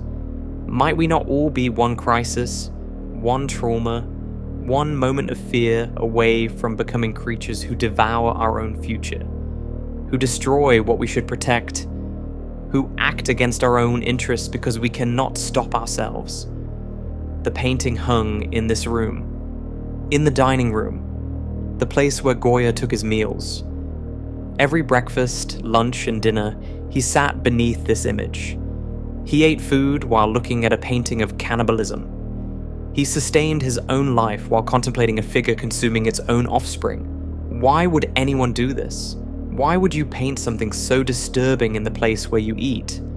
Some have suggested it was a form of confrontation therapy, forcing himself to face his fears daily until they lost their power. Others think it was a kind of self-punishment, a way of making himself suffer for reasons we cannot fully understand. Still others believe it was simply honesty. This is what the world looks like. This is what time does. This is what fear makes us become. And there is no point pretending otherwise or hiding from it. Imagine eating breakfast in this room. The morning light coming through the windows, simple food on the table, and on the wall, this. Saturn's wild eyes, the pale flesh hanging limp, the blood on his chin, the void of darkness behind him. Every meal consumed while contemplating consumption itself. Every act of sustaining life viewed through the lens of life destroying life. This was Goya's daily reality. This was normal for him. He woke up, came downstairs, saw this painting, ate his food, and went about his day. And he did this for years. Until finally he left Spain and this house behind, abandoning these paintings to whoever found them, never speaking of them, never explaining them, never justifying or defending them, just leaving them there, on the walls, in the darkness, waiting to be discovered. But Saturn and Judith were not the only paintings in this room. As you move along the walls, taking in the space where Goya ate his meals and spent his evenings, you encounter two more images, two more windows into the darkness that consumed his thoughts. The first is a painting that shows two figures positioned close together against an intensely black background. The darkness here is almost suffocating, pressing in from all sides, leaving only the two figures illuminated by some unseen source of light. On the left is an old man with a long white beard. His face is turned slightly forward, his expression pensive, sad, perhaps resigned to something terrible. His eyes seem distant, unfocused, as if he's looking inward rather than at anything in the external world. His posture suggests age and frailty. The shoulders are slightly hunched. The body seems to lack the strength it once had. This is someone near the end of life, someone who knows it and can do nothing about it. But it is the figure on the right that dominates the painting and makes it truly unsettling. This second figure leans in close to the old man, his face positioned directly next to the old man's ear. And this face is not human. Or rather, it is human, but distorted into something grotesque. Something that resembles humanity but has been warped by malice or madness or some other corrupting force. The features are exaggerated. The nose is bulbous, misshapen. The eyes are dark and sunken, but somehow still piercing. Still focused intently on the old man. The mouth is open, as if speaking or shouting or whispering urgently. And the overall impression is of something diseased. Something rotting. Something that should not exist, but does. The figure appears to be shouting into the old man's ear. Or perhaps whispering. The distinction matters because it changes the meaning of what we are seeing. If shouting, then perhaps it represents the futile attempt to communicate with someone who cannot hear. The frustration of trying to reach across the barrier of deafness. If whispering, then it represents something more sinister. Secrets being told. Lies being planted. Dark truths being spoken that the old man cannot escape or refuse to hear. This painting is known as Dos Viejos, two old men, though it has also been called two monks and an old man, depending on how interpreters read the clothing and context. But regardless of the specific title, the subject is clear. An old man and something malevolent that has access to his mind. For Goya, who was deaf and who lived alone with his thoughts in this isolated villa, the symbolism would have been immediate and personal. When you lose your hearing, you lose the ability to hear the world around you. Music stops, conversation stops.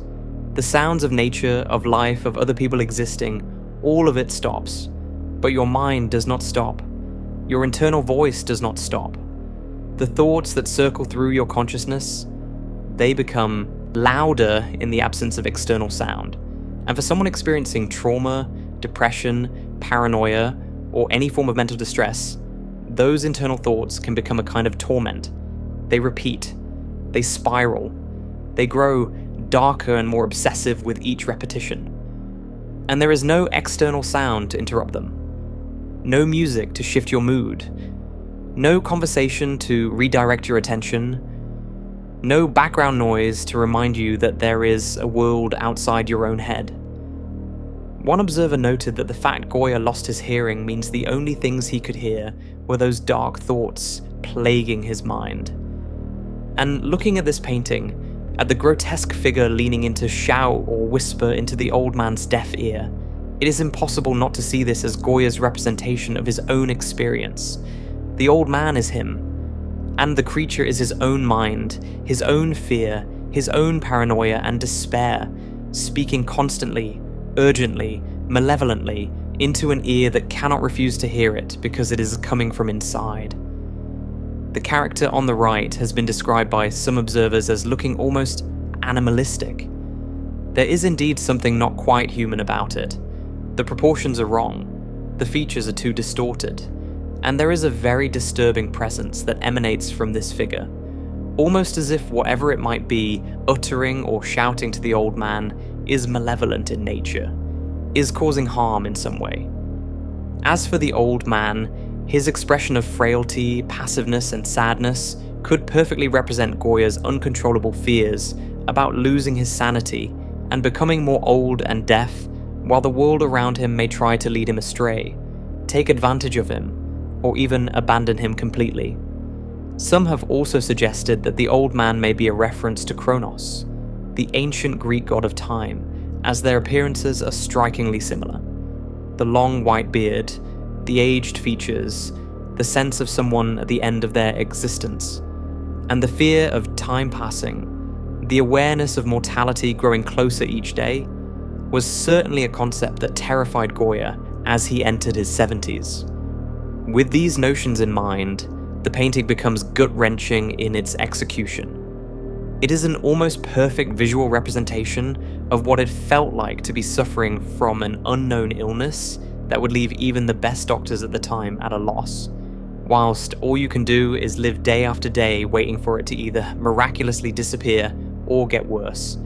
All the while you're just getting older, less relevant to the world around you, and completely alone. But if this painting represents psychological torment, the next painting in the room represents something else entirely. Something perhaps even more disturbing in its implications about human nature and human behavior. This painting shows three figures against a plain, dark background. The lighting is unnatural and unsettling, illuminating the figures in a way that makes them look almost theatrical, as if they are performers on a stage lit by harsh footlights. In the center is a woman, and her expression is deeply twisted and disturbing. Her mouth is stretched into a wide grin, revealing huge teeth that dominate the lower half of her face. The teeth are painted with such prominence that they become almost the defining feature of her face. But what makes this even more unsettling is her eyes. They are nearly featureless, dark and sunken, giving off the illusion that she has no eyes at all, just dark sockets staring out from beneath her brow.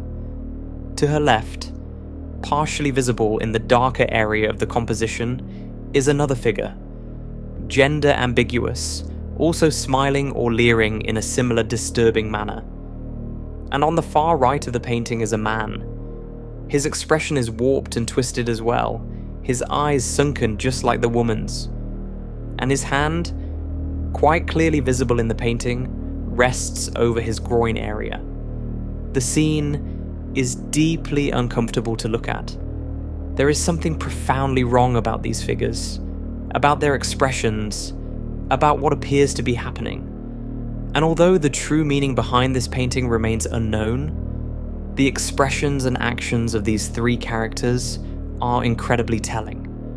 Most critics and historians who have studied this work believe the two women to be prostitutes or witches, leering and mocking the man, who is either mentally disabled or inappropriately pleasuring himself, or possibly both.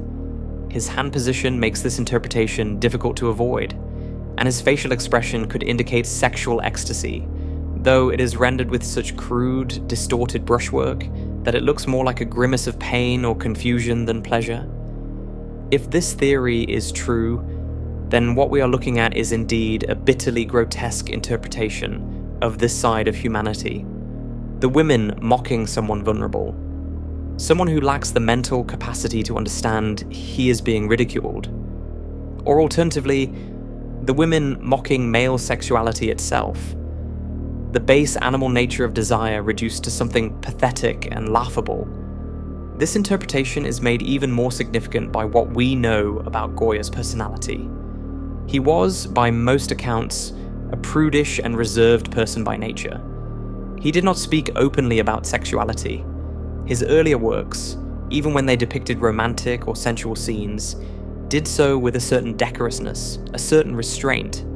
Now, in his isolation, in his final years, he creates this, a crude, dark, and disturbing interpretation of sexuality as something grotesque, something worthy of mockery or disgust. Perhaps this painting served as a dark fascination for Goya. Perhaps it was his way of confronting aspects of human nature that he had always found uncomfortable or shameful. Perhaps in the privacy of his own home, he felt free to explore subjects he would never have approached in his public work.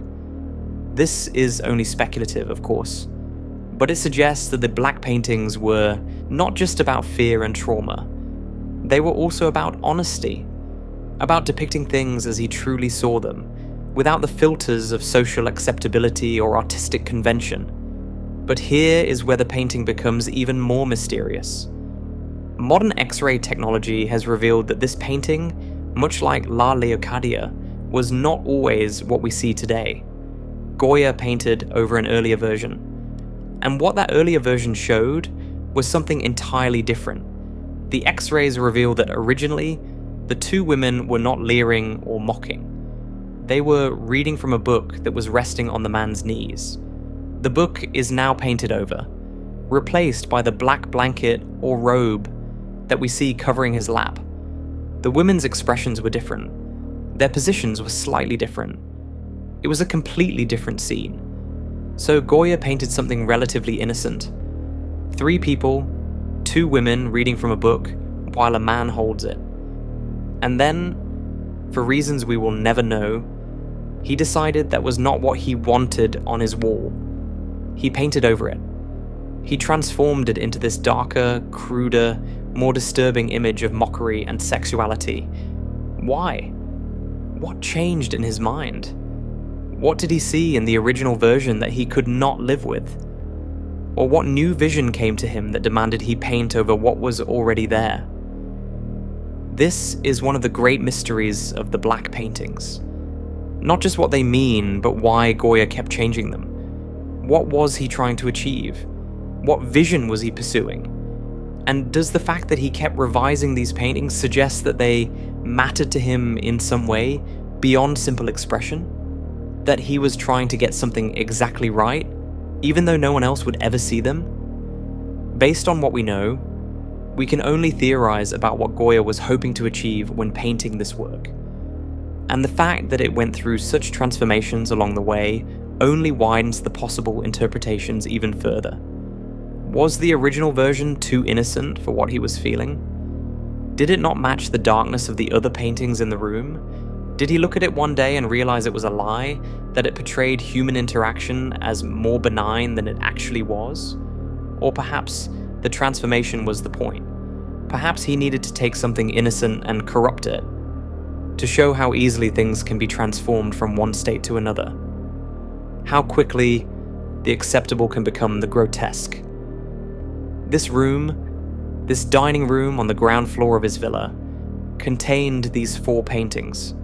Saturn devouring his son, Judith with her sword, standing over the corpse we cannot see. 2 old men, one being tormented by a creature whispering horrors into his deaf ear, and 3 figures engaged in some kind of sexual mockery or degradation. These were Goya's companions during meals. These were the images he lived with day after day, and this was only one room, only 4 of the 14 paintings. There were more rooms to explore, more nightmares painted on walls, more windows into a mind that had seen too much and could no longer find comfort in pretense or beauty. As we leave this room and move deeper into the house, the paintings do not become less disturbing. If anything, they become stranger, more ambiguous, more difficult to interpret. Because Goya was not simply painting fears, he was painting the collapse of meaning itself, the dissolution of the stable world he had once believed in. The revelation that beneath everything we think we understand, there is only darkness and confusion and horror that defies explanation. You leave the dining room, moving deeper into the house. The hallway is narrow, dark. Your footsteps echo slightly against the floor, or at least they would if sound existed in this space. But of course, for Goya, there was no sound. Only silence. Only the visual evidence of a world that continued to exist without him being able to hear it. The second room on the ground floor is smaller than the first, more intimate. But what covers these walls is no less disturbing. If anything, the paintings here are stranger, more ambiguous, harder to categorize or understand.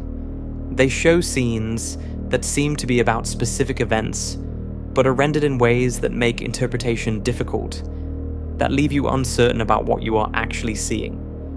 The first painting you encounter shows a dramatic mountainous landscape. Unlike most of the Black paintings, which are dominated by darkness and claustrophobic compositions, this one opens up into space, into distance, into a vista that extends far beyond the frame. The sky dominates the upper portion of the canvas.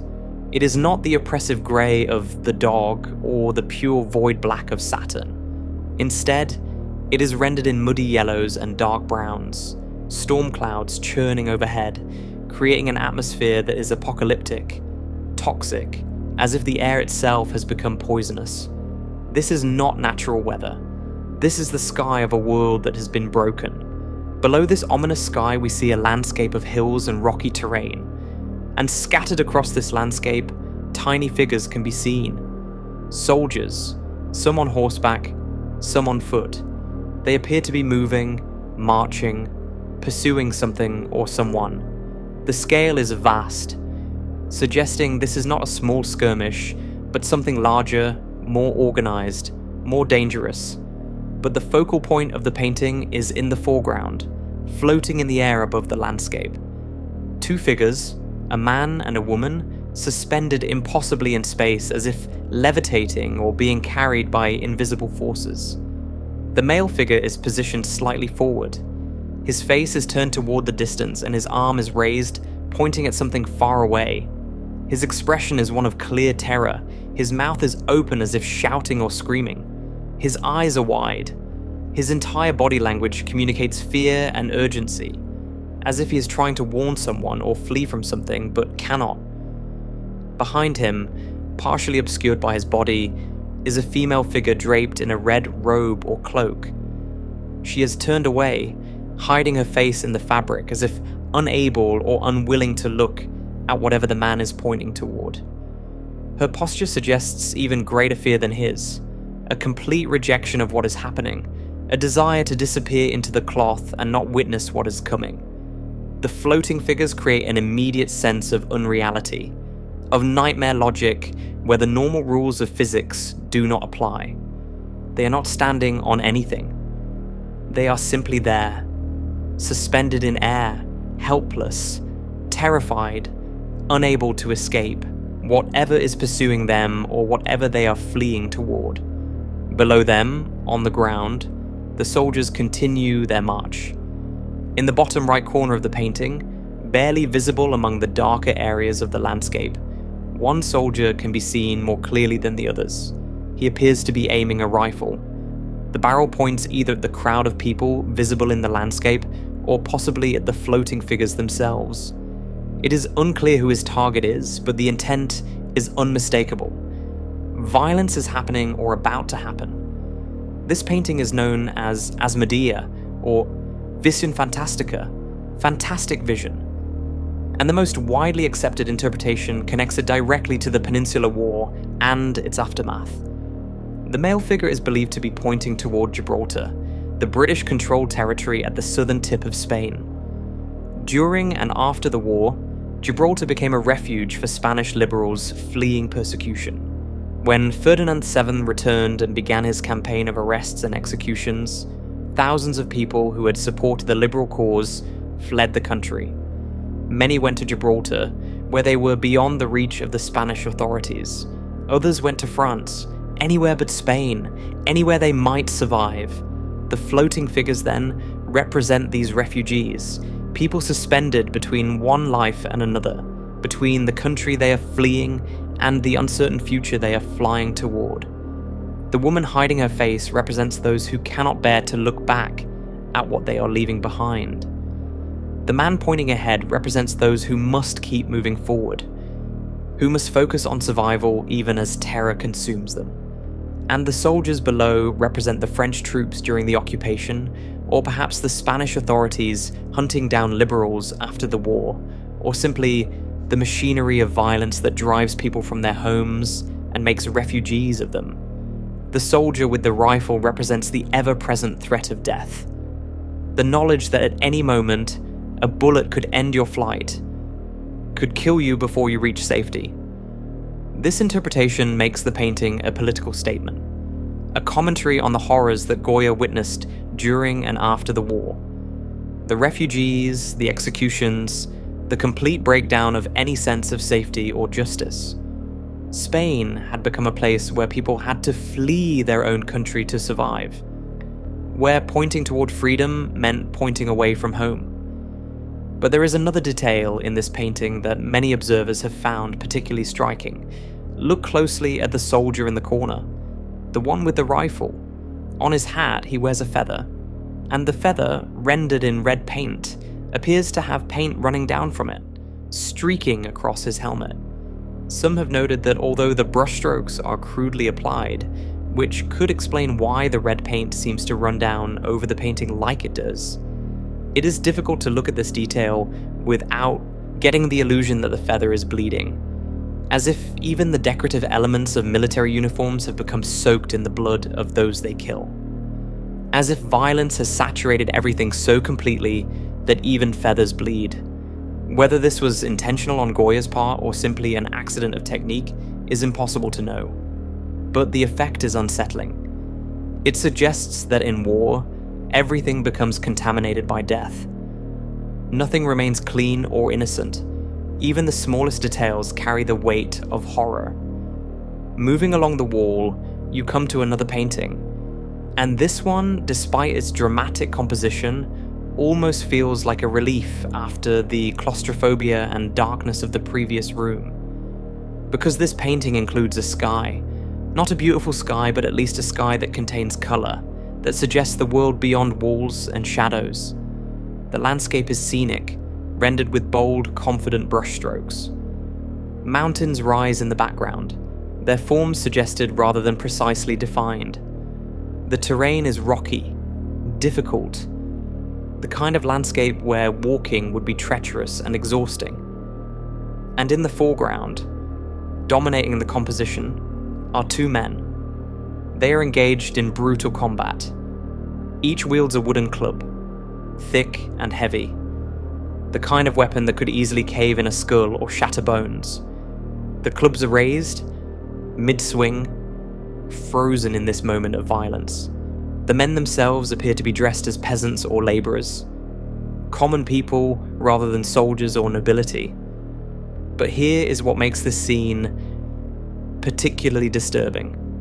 Both men are stuck in the ground up to their knees. They are trapped, buried in mud or quicksand or earth that has somehow swallowed their lower legs and will not release them. And yet, they continue fighting. They cannot flee. They cannot maneuver. They cannot do anything except stand there, immobilized, and try to kill each other with the clubs they hold. This painting is known as Riña e Garrotazos, or Fight with Cudgels, though it has also been called Duel to the Death with Clubs. And the symbolism, while never confirmed by Goya, seems relatively clear when placed in the context of Spanish history during his lifetime. The two men represent factions within Spain itself. Not the Spanish versus the French, but Spaniards fighting each other.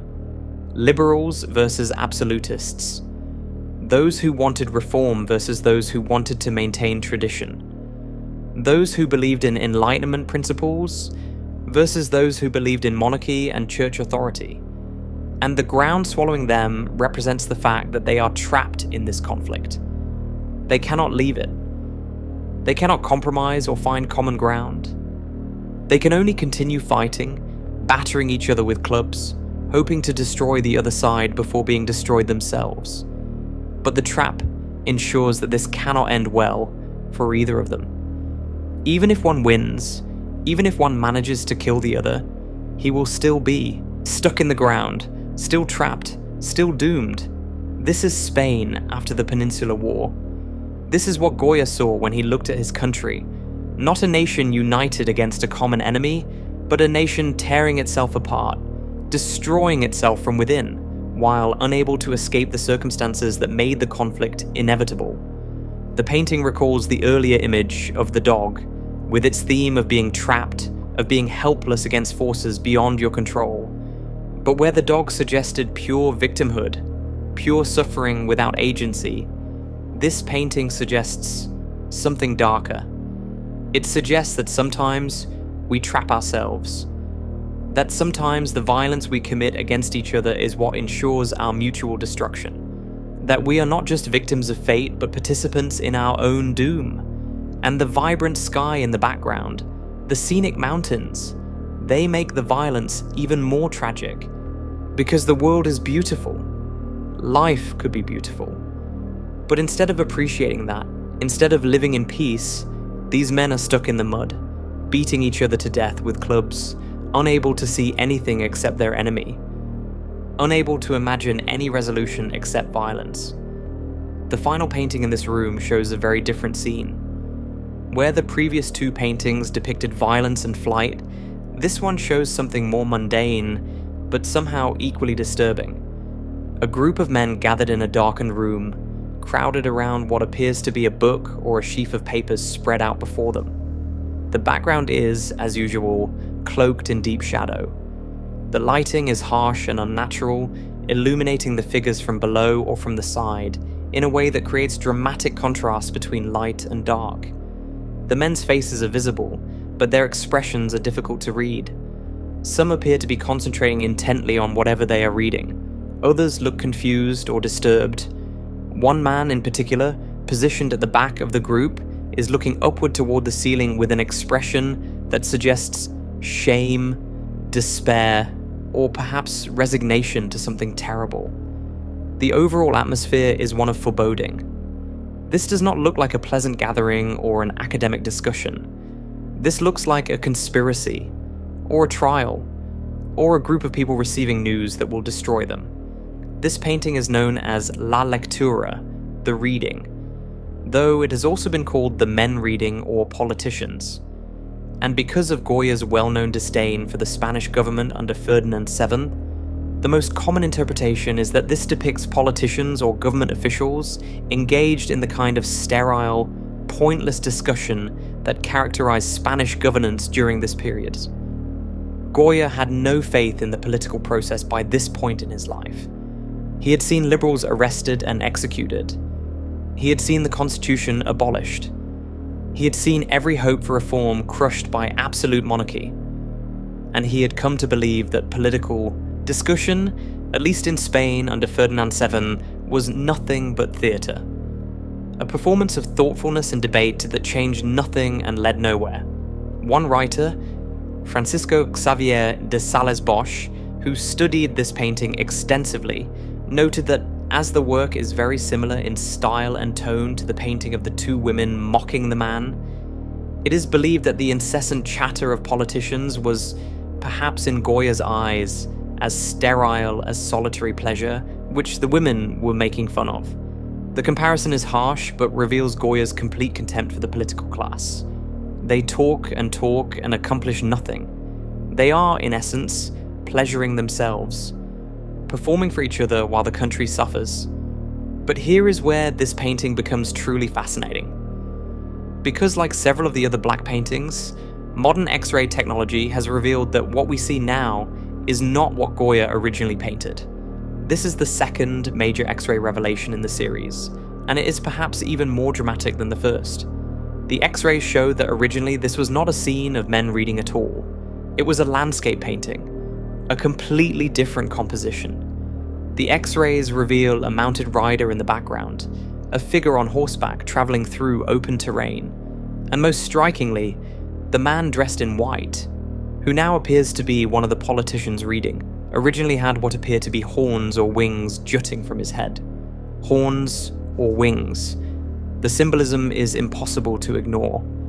Either this was a demon, a creature from hell, or it was an angel, a divine messenger. Or perhaps it was meant to be both. An ambiguous figure that could represent salvation or damnation depending on how you interpreted it. But Goya painted over this entire composition. He took the landscape, the rider, the horned or winged figure, and he covered it all with this image of men reading in darkness. He transformed something mythological or allegorical into something contemporary and political. He replaced the supernatural with the mundane. Why? What changed in his thinking? Did the original version feel too fanciful, too disconnected from the reality he was living? Did he decide that the real monsters were not demons with horns, but politicians in rooms, making decisions that destroyed lives while pretending to care about the common good? Or was it simply that he could not settle on one vision? That he kept seeing different things when he looked at this wall, kept feeling the need to revise, to get closer to whatever truth he was pursuing? What is clear is that Goya was deeply invested in these paintings, even though they were private, even though no one would see them. He did not simply paint them and move on. He returned to them. He reconsidered them. He made changes, sometimes drastic changes, painting over entire compositions to create something new. This speaks to the paintings being more than just expression or catharsis. They were something he was working on, thinking about, refining. They mattered to him in a way that went beyond simply getting dark images out of his head. He was trying to achieve something specific with them, even if we can never fully understand what that something was. The second room on the ground floor is complete. 3 paintings. 3 visions of violence, futility, and political despair. The floating refugees fleeing toward uncertain safety. The men trapped in the ground, beating each other to death. The politicians reading in darkness, accomplishing nothing, serving no one but themselves. But these are still the ground floor paintings. These are still, in some ways, connected to the external world, to politics and war and society. The paintings upstairs, in the private chambers where Goya slept, where he spent his nights, those paintings go deeper. Those paintings stop being about Spain or politics or even specific fears. Those paintings become about mortality itself, about the inevitability of death, about the forces that govern existence, about the absolute, inescapable horror of being alive and knowing that you will die. The ground floor showed us Goya's response to the world around him. The upper floor will show us Goya's response to existence itself. You leave the second room and find the staircase. The stairs are narrow, worn. Each step takes you higher into the house, away from the public spaces, away from the rooms where Goya might have received visitors or conducted business. You are ascending into the private realm, into the spaces where he slept, where he spent his nights, where no one else was meant to go. The upper floor is darker than the ground floor. Less light reaches these rooms. The windows are smaller, or perhaps they face away from the sun. Either way, the atmosphere is more oppressive, more confined. You can feel the weight of the house pressing down, the awareness that you are in a space meant only for one person, where even the paintings were created with the understanding that they would never be seen by anyone except the artist himself. The first room on the upper floor is larger than the second room downstairs, but smaller than the dining area. It feels like a main chamber, a central space that might have served multiple purposes. And what covers these walls is no longer about politics or war or society. What you see here is about something more fundamental, something older than Spain, older than Christianity, older than any specific historical moment. What you see here is about fate, about mortality, about the forces that govern all human existence regardless of culture or belief or circumstance. The first painting shows 3 figures arranged in a triangular composition against a background that alternates between darkness and a sickly, murky light. The scene is mythological, drawing from ancient Greek tradition, but rendered in Goya's crude, urgent style that strips away all classical beauty and leaves only the raw concept beneath. On the left side of the painting stands a female figure holding what appears to be a rag doll or a small infant wrapped in cloth. She is Clotho, the spinner, one of the three fates from Greek mythology.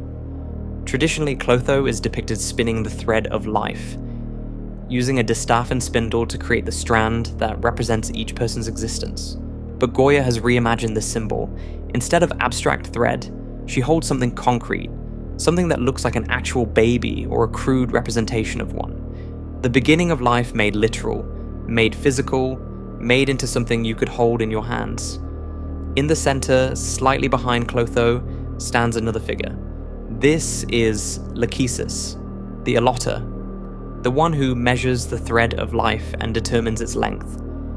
In traditional depictions, she holds a measuring rod or a staff, using it to mark how long each life will be. But again, Goya has transformed the symbol. This figure holds a magnifying glass, raising it to examine something closely, peering through the lens at details invisible to the naked eye. The magnifying glass is a brilliant reinterpretation of the myth. Because this is exactly what we do, is it not? We look back at our lives. We examine every detail, every choice, every moment, scrutinizing everything through the lens of hindsight. We analyze and reanalyze, trying to understand where things went wrong or right, trying to find meaning in the accumulation of days that led us to where we are now. We measure our lives, not with a simple rod, but with obsessive attention to detail, magnifying every mistake until it becomes enormous, every regret until it consumes us. And then, in the foreground, dominating the composition, is the third fate, Atropos, the unturnable, the one who cannot be bargained with or delayed, the goddess of death. But we do not see Atropos herself in this painting. What we see instead is her victim, a male figure, stripped to the waist, his upper body pale and exposed, and most significantly, his hands are tied behind his back. He is bound, helpless, unable to resist or fight back. He can only stand there, waiting for what must come. His face is turned slightly downward, his expression impossible to read fully but suggesting resignation or perhaps terror that has moved beyond the ability to express itself. His posture is neither defiant nor submissive. He simply exists in this moment, held captive, awaiting his fate. The symbolism is devastating in its clarity. This is all of us. Every human being who has ever lived. We are all held captive by the fates. We did not choose to be born. Clotho decided that for us. We do not choose how long we live. Lachesis measures that out. And we cannot escape death. Atropos will cut the thread when she decides, not when we want, and there is nothing we can do to stop her. The bound hands are particularly significant. They represent our complete lack of agency in the face of mortality. We can make choices about how we live, certainly. We can decide what to eat, where to go, who to love, but we cannot decide whether to exist. We cannot negotiate with death. We cannot untie ourselves from the fundamental conditions of human existence. We are, all of us, prisoners of fate, bound and waiting for the scissors to cut. For Goya, at 73 years old, painting this in his villa, this would not have been abstract philosophy. This was his immediate reality. He could feel Atropos approaching. Every illness, every moment of weakness, every day that his body felt frailer than the day before, these were reminders that his thread was nearly measured out completely. The scissors were close, and he could do nothing but wait. The painting is titled Atropos or Las Parcas, the Fates, and it represents perhaps the purest expression of existential horror in the entire series.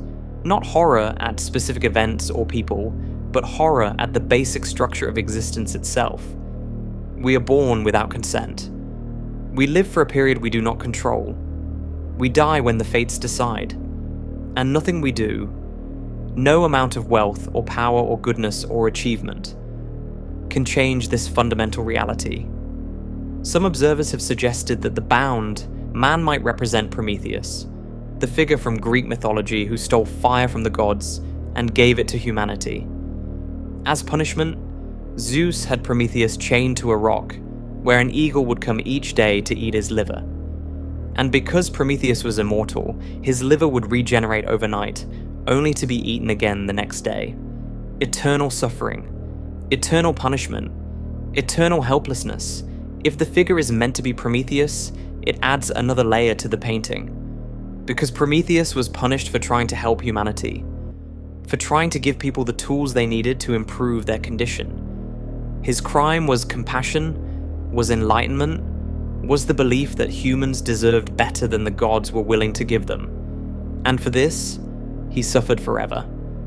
Goya, who had spent his life trying to enlighten Spain through his art, who had criticized superstition and ignorance, who had advocated for reason and progress, might have identified with Prometheus.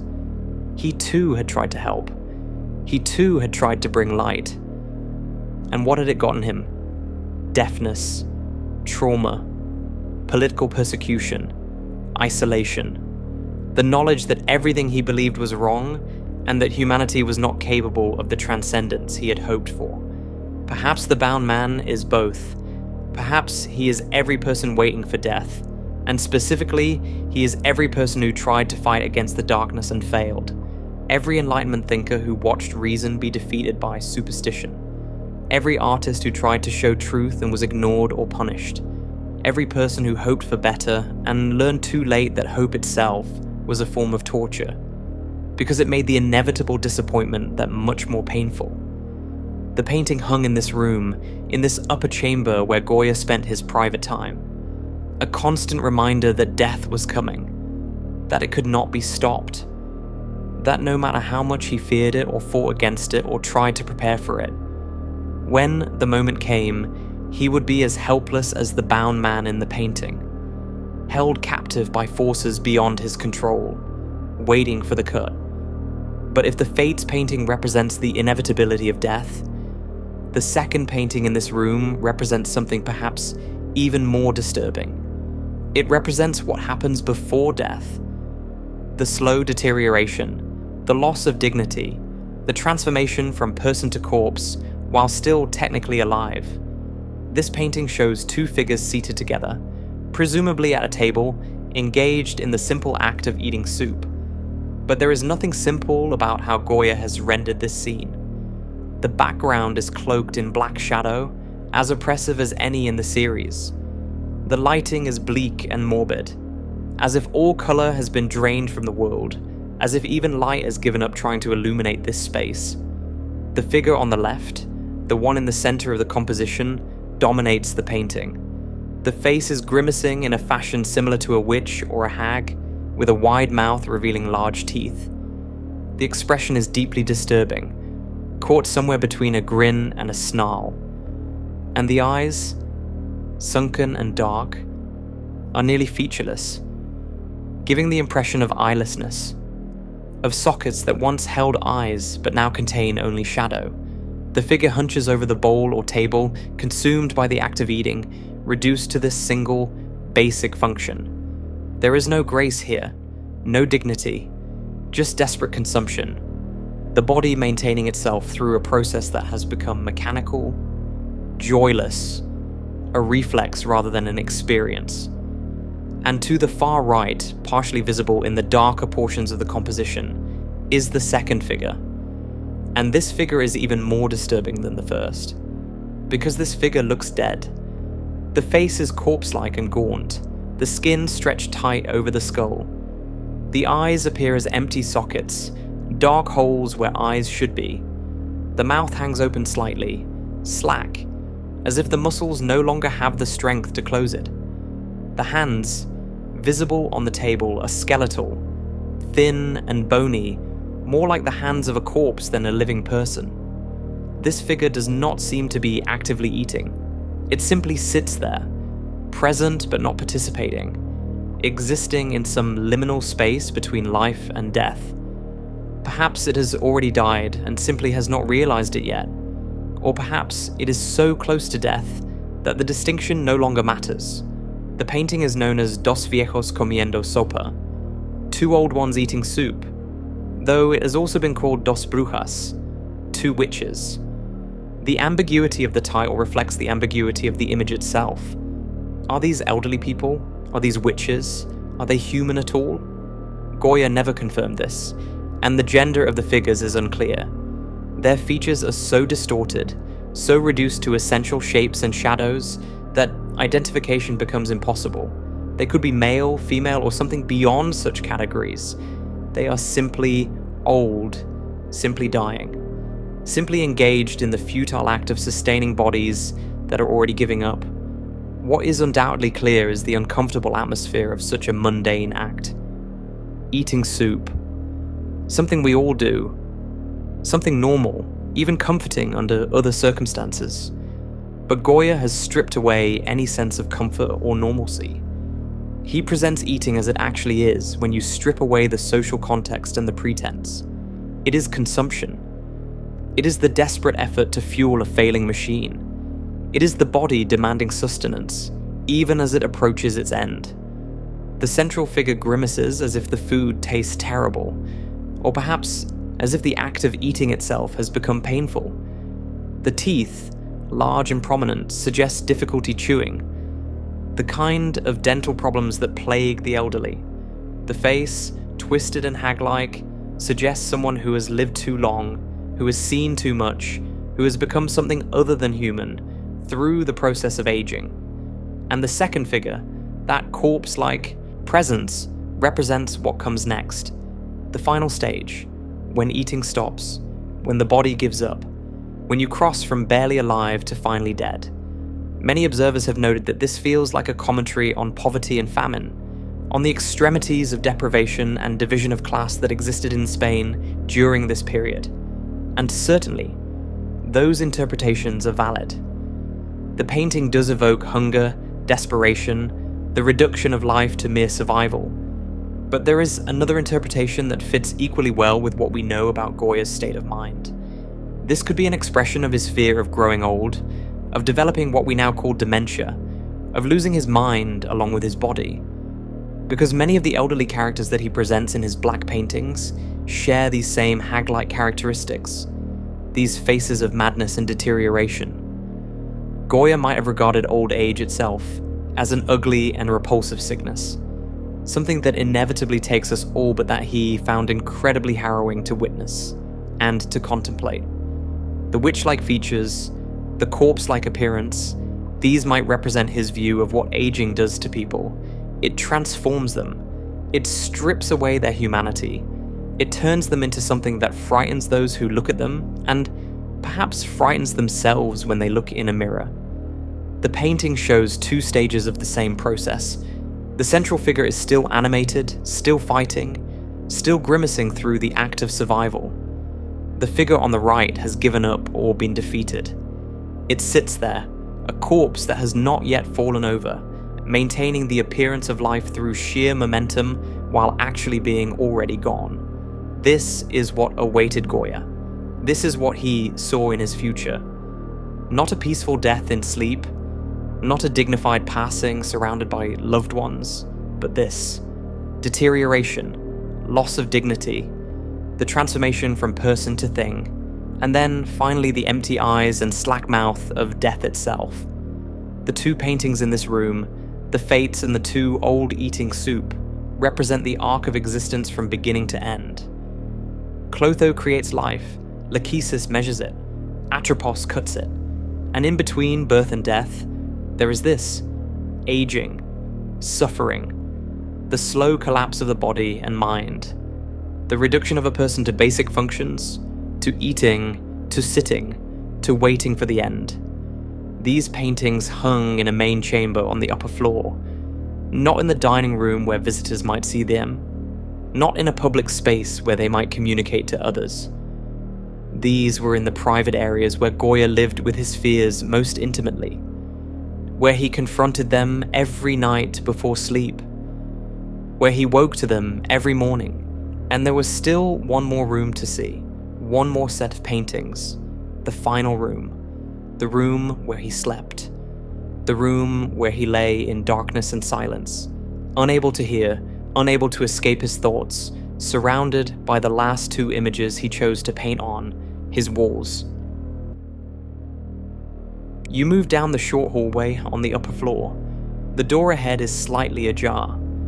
Beyond it lies the final room, the bedroom, the most private space in the house, the place where Goya spent his nights, where he lay in silence and darkness, where his thoughts had no distraction, no escape, nothing to interrupt the endless cycle of fear and memory that played through his mind.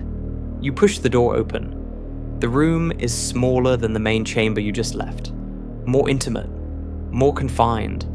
And on these walls are only two paintings, not four like the dining room, not three like the second ground floor room, just two. But these two paintings feel different from all the others, more personal, more essential, as if these were the images that mattered most, the ones that distilled everything else into their purest form. The first painting you see is one we encountered earlier, when we first entered the house, but seeing it here, in this context, knowing that this hung in Goya's bedroom, changes its meaning entirely. This is La Leocadia, the woman in black. She stands in profile, leaning against something, her body turned away from us, her face visible but her expression distant, melancholic, lost in thought. She wears a black dress and a black veil, traditional mourning clothes in Spanish culture. The fabric covers her hair and drapes over her shoulders, creating a silhouette of grief and loss. The background behind her shows a hint of sky, painted in muted blues and greys that fade into the darkness surrounding her. This glimpse of exterior space is unusual in the black paintings, most of which exist in complete voids or enclosed rooms with no windows, no connection to the world outside. But here, there is at least a suggestion of landscape, of open air, even if it is painted with the same bleak, oppressive tones that dominate the series. But what she leans against is the most significant detail in the painting. And it is here that modern X-ray technology has revealed something that transforms our understanding of this image. What we see now appears to be a grave, a burial mound. The earth itself, shaped by human hands into a marker of death. Leocadia leans on this grave with an expression of profound sadness, as if mourning someone who lies beneath, as if unable to leave this spot because leaving would mean abandoning the dead. But the X-rays tell a different story. They reveal that originally Leocadia was not leaning against a grave at all. She was leaning against the mantelpiece of a fireplace, a domestic detail, something that would have made this a painting of a woman in a home, perhaps lost in thought, perhaps sad for reasons that could be temporary or circumstantial. Goya painted over the mantelpiece. He deliberately transformed it into a grave. He took something that suggested home and comfort, even if muted, and replaced it with death, with burial, with finality. Why? The question haunts every interpretation of this painting. What was it about the original version that Goya could not live with? What vision came to him that demanded he change domestic sorrow into mourning? What did he see when he looked at this wall that made him pick up his brush and paint death where there had been hearth? And then there is the question of identity. Who is this woman meant to be? The traditional interpretation, supported by the painting's most common title, is that this is Leocadia Weiss, the woman who lived with Goya in this very house, his housekeeper, his companion, his distant relative, the person who cared for him during his final years in Spain, who brought her daughter Rosario to live with them, who wrote him letters that suggested a relationship more complex than simply employer and employee. If this is Leocadia Weiss, then what is she mourning? Some have suggested that this painting represents Goya imagining his own death, painting his companion as she will look when he is gone, standing at his grave after his burial, unable to move on, trapped by grief for a man who will no longer exist. It is a profoundly narcissistic image, if this interpretation is correct. The artist painting his own future death, imagining the woman who cares for him mourning his loss, preserving for himself the fantasy that he will be missed, that his death will matter to someone. The dead cannot see grief, cannot benefit from being mourned, cannot know they are remembered, but the dying can imagine it. And perhaps for Goya, imagining Leocadia standing at his grave was a form of comfort, proof that he would not disappear entirely, that at least one person would feel his absence. But there is another interpretation, one that some scholars find more compelling given what we know about Goya's personal history. Perhaps this is not Leocadia Weiss at all. Perhaps this is Josefa Bayeux, Goya's wife, who died in 1812, 7 years before he moved into this villa and began painting the Black Paintings. Josefa was the sister of Francisco Bayeux, the court painter whose connections had helped advance Goya's career. Their marriage had produced many children, though most died in infancy or childhood, leaving only one son, Javier, to survive into adulthood. By most accounts, the marriage was practical rather than passionate. It served both their careers, provided stability, fulfilled social expectations, but it was not, apparently, a great love. And yet, Josefa was his wife for decades, the mother of his children, the person who shared his home during his years of success and struggle. And when she died, Goya continued his life, continued his work, eventually taking Leocadia Weiss into his household. If the woman in the painting is meant to be Josefa, then the grave takes on a different meaning. This is not Goya imagining his own future death. This is Goya thinking about the past, about the woman he married, about her death and burial, about the fact that she is gone and he is still here, alive and aging and alone, except for a different woman who is not his wife. And the transformation from mantelpiece to grave, from domestic setting to burial site, might represent Goya's realization that he cannot think of Josefa in the context of their shared home anymore. That home is gone. That life is gone. She exists now only as a corpse in the ground, and any memory of her must include that fact. She is dead.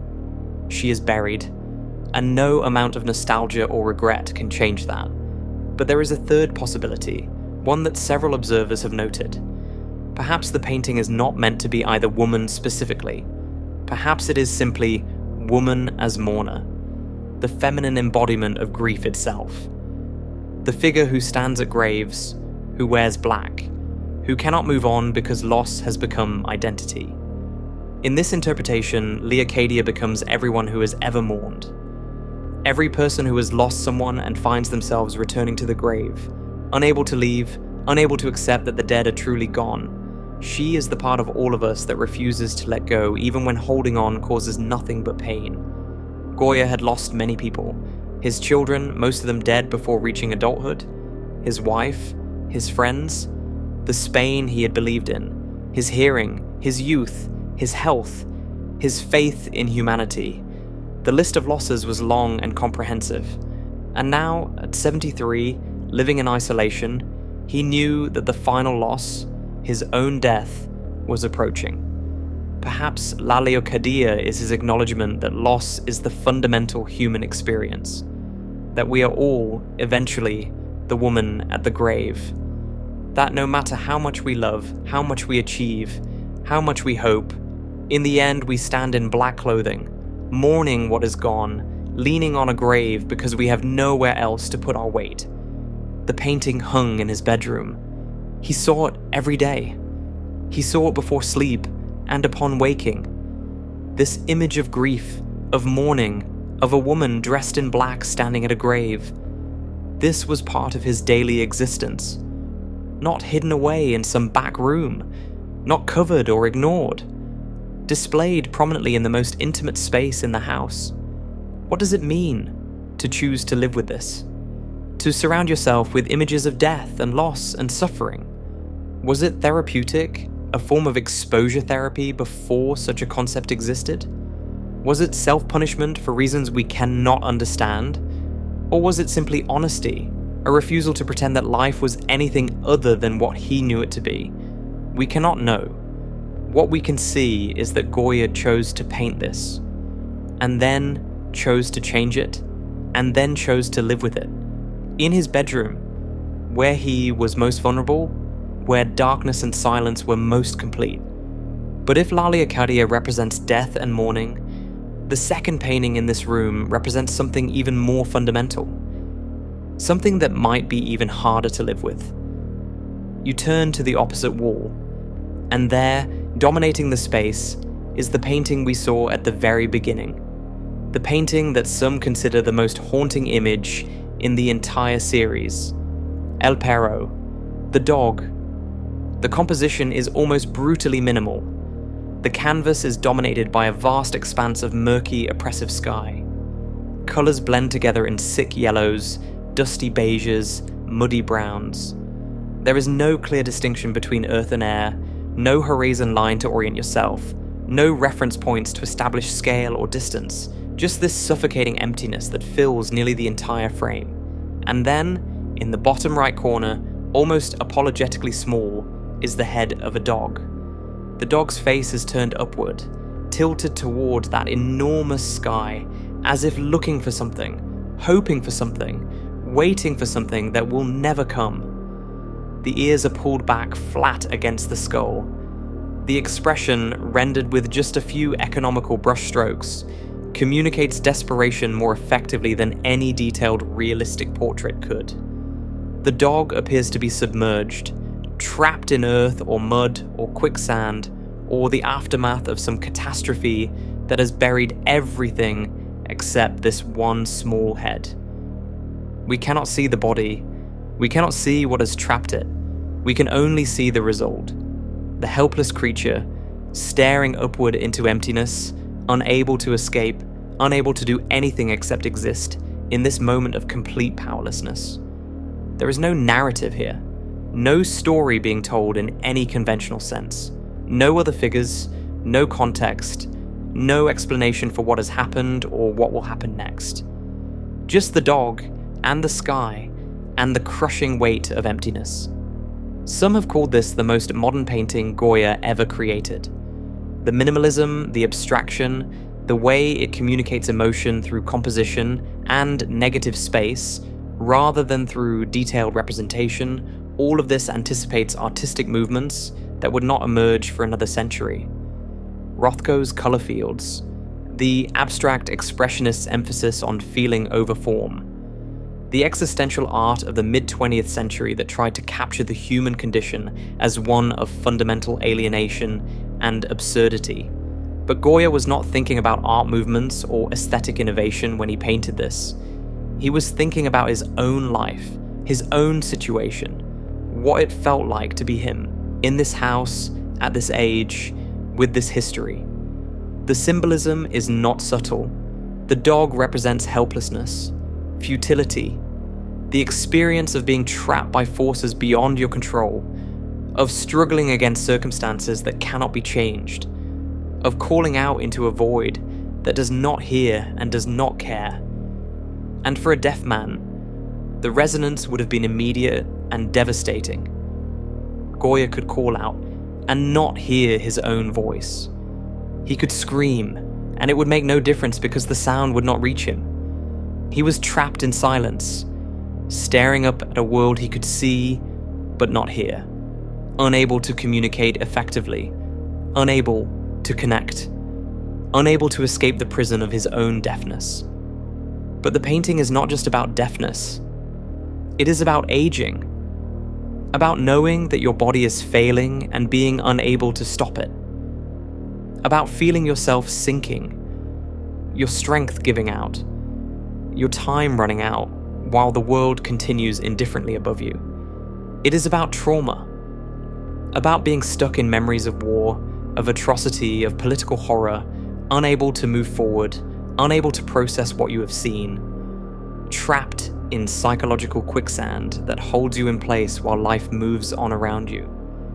It is about isolation, about living alone in a villa outside Madrid, cut off from society, cut off from the intellectual community you once belonged to, surrounded by silence and darkness, and your own thoughts with no relief, no rescue, no hope of escape.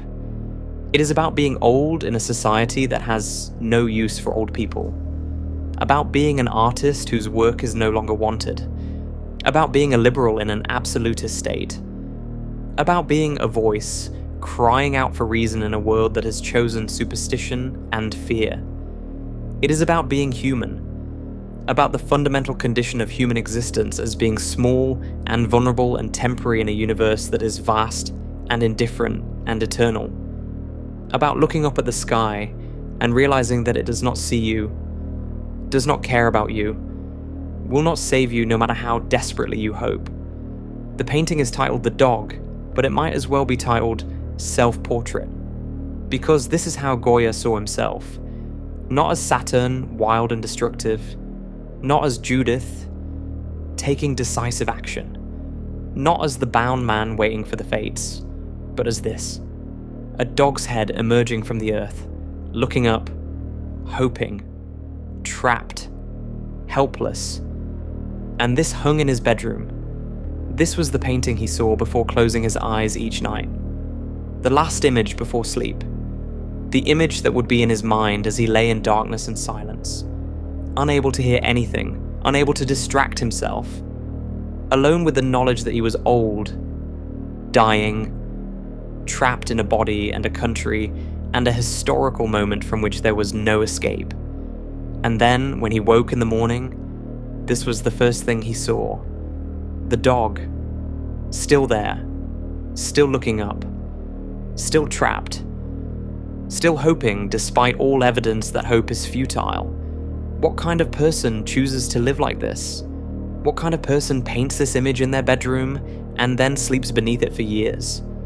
Perhaps someone who has decided that the only way to survive unbearable truth is to confront it constantly, to stop running from it, to stop pretending that things are better than they are, to look directly at the worst thing you can imagine, your own helplessness and mortality and meaninglessness, and to say, yes, this is true.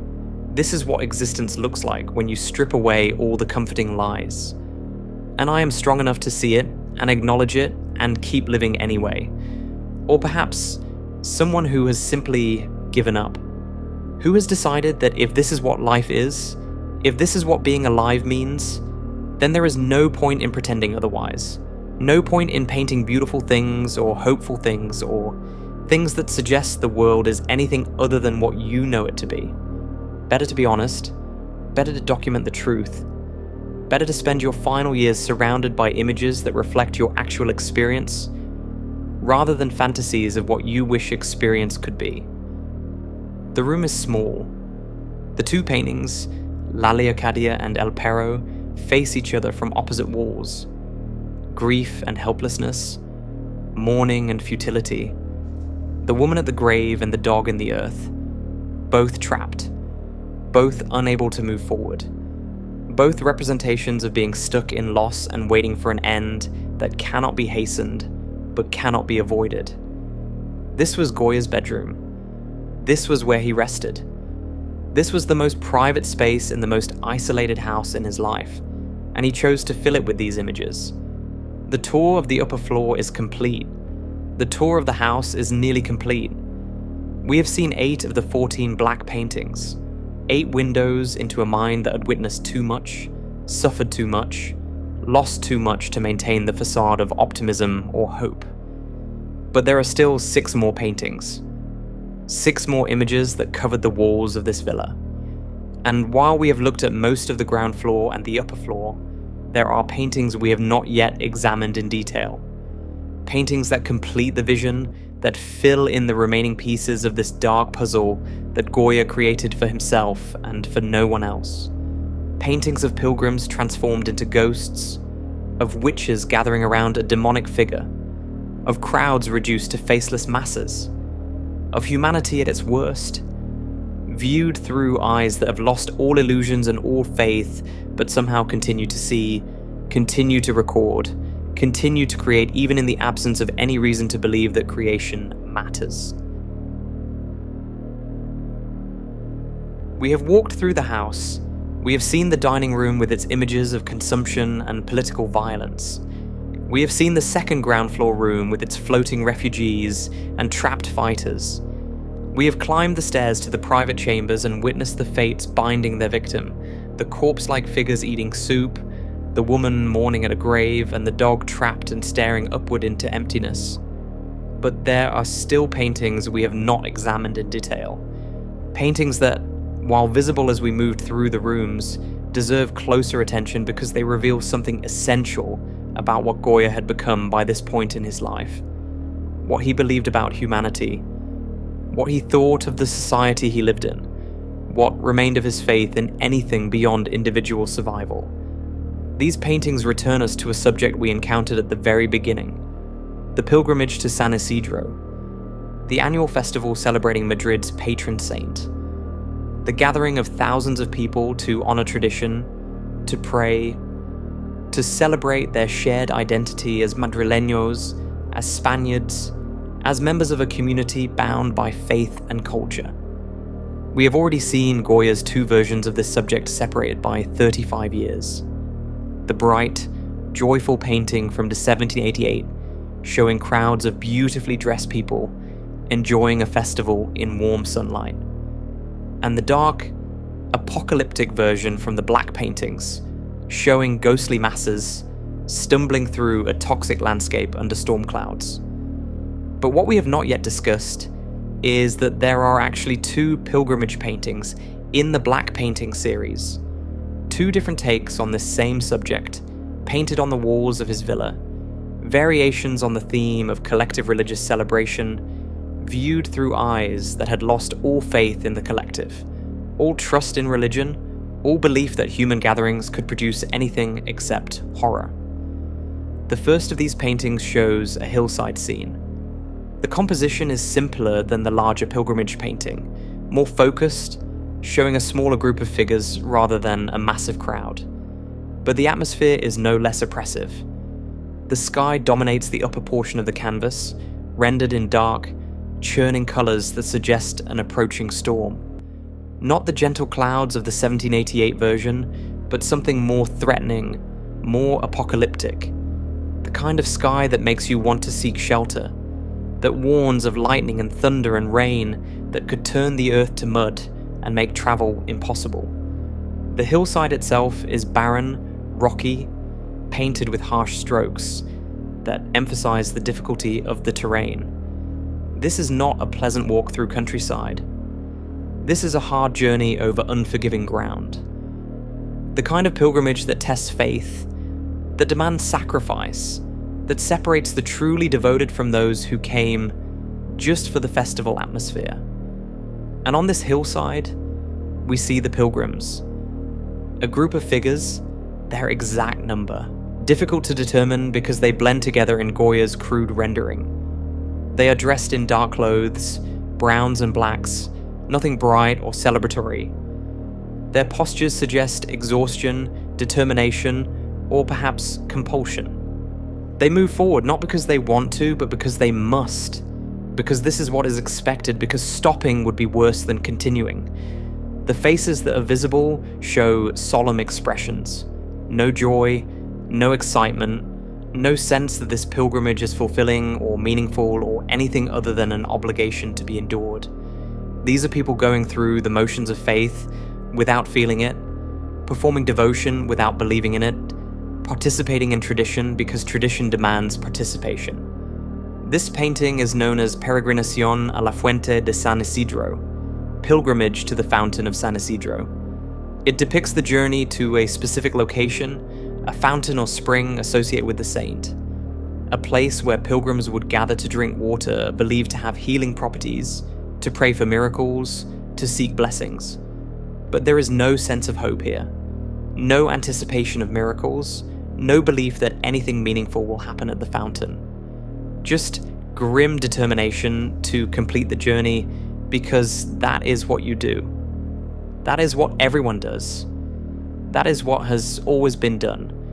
For Goya, who had spent his life watching religious institutions serve power rather than truth, who had seen the Inquisition return under Ferdinand VII, who had witnessed the church support absolute monarchy and suppress Enlightenment thinking, religious pilgrimage had become nothing more than empty performance.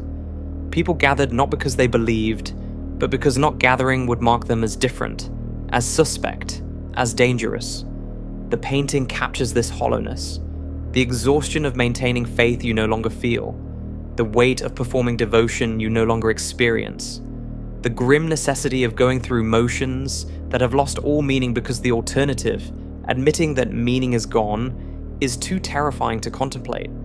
But if this first pilgrimage painting shows the journey with grim resignation, the second pilgrimage painting shows the arrival, the gathering, the mass of humanity coming together in the name of faith and tradition. And what Goya depicts in this larger, more complex painting is perhaps the most disturbing vision in the entire series. Not because it shows violence or death or obvious horror, but because it shows what humanity becomes when it gathers. What we look like when we form crowds. What happens to individual identity when it dissolves into collective action. This painting is massive, panoramic, stretching wide across the wall. The composition recalls the 1788 version we looked at earlier, with a vast crowd of people spread across a landscape, moving toward a destination we cannot quite see. But every single detail has been transformed into nightmare. The sky, which in the 1788 painting was a glorious expanse of blue and white, is now rendered in sickly yellows and dark greys. The colours are toxic, unnatural, as if the atmosphere itself has become poisonous. Storm clouds churn overhead, but there is also a strange, diffused glow, as if the sun is trying to break through but cannot quite manage it, creating a half-light that makes everything look diseased. The landscape has become harsh and inhospitable. The gentle rolling hills of the earlier painting are now rocky, barren, painted with brutal slashes of dark paint. There is no grass, no trees, no sense of natural beauty. Just desolate terrain that extends to distant mountains shrouded in darkness.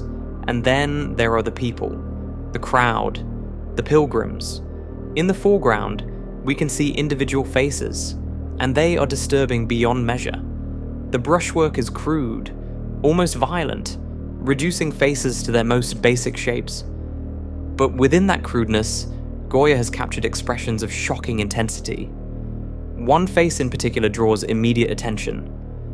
A figure whose mouth is stretched wide open, revealing huge teeth. The jaw seemingly unhinged like Saturn's in the dining room painting. The expression could be singing, could be shouting, could be screaming, but there is no joy in it. No holy ecstasy. Just manic, frenzied energy that suggests drunkenness or madness or both.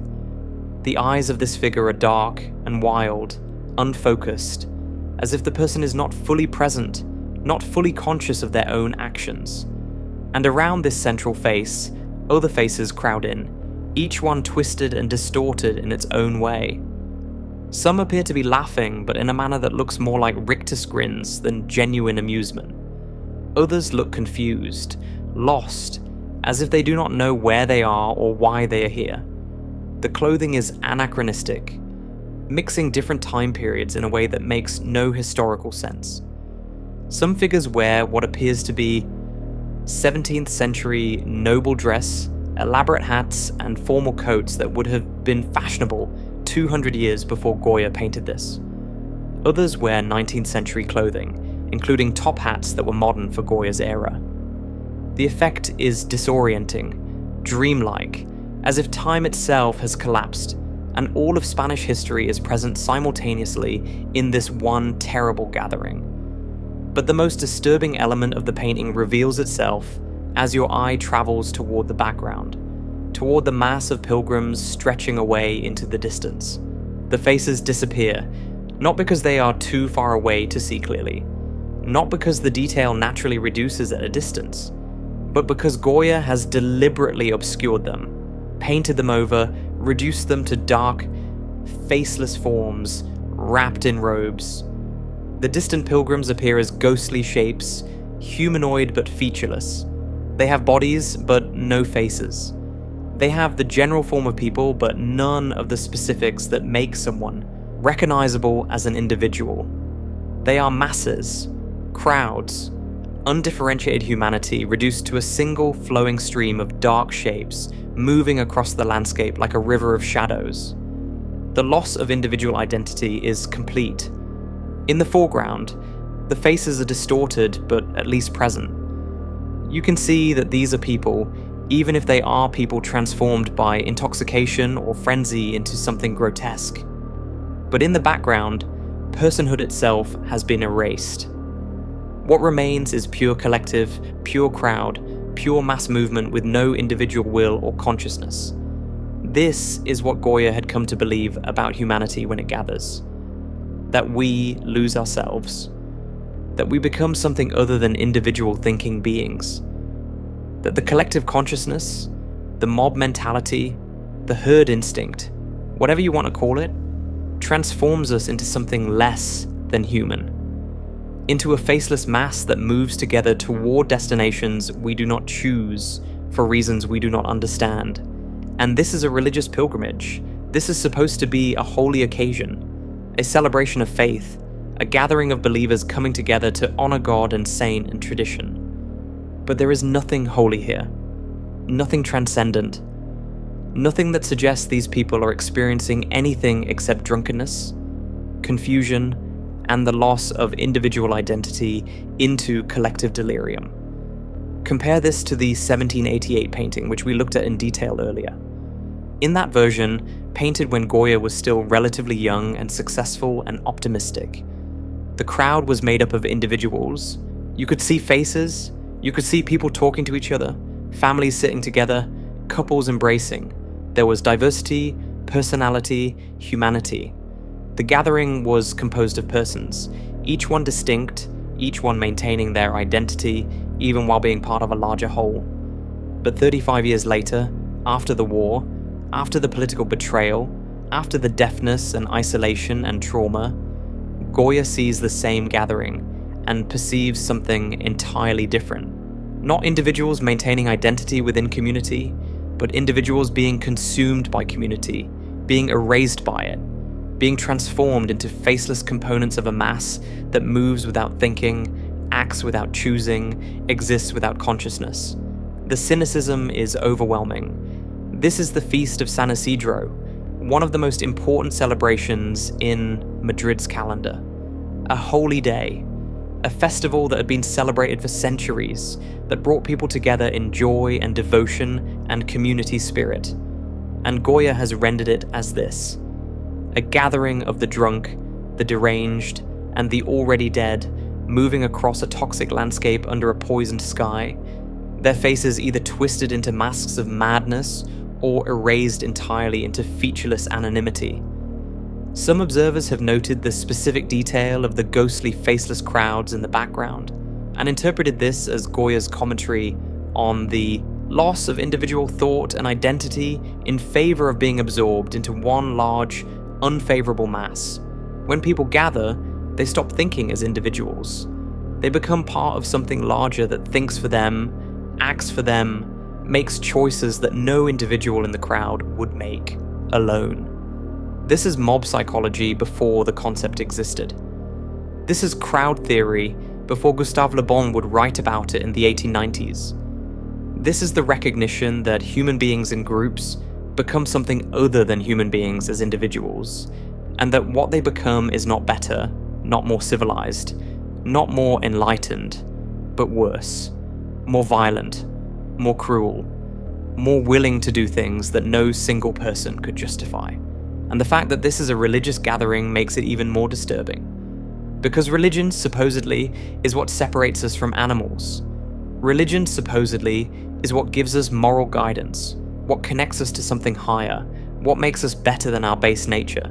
But Goya looks at a religious pilgrimage and sees animals, sees monsters, sees people who have lost their humanity precisely by surrendering to the collective religious experience.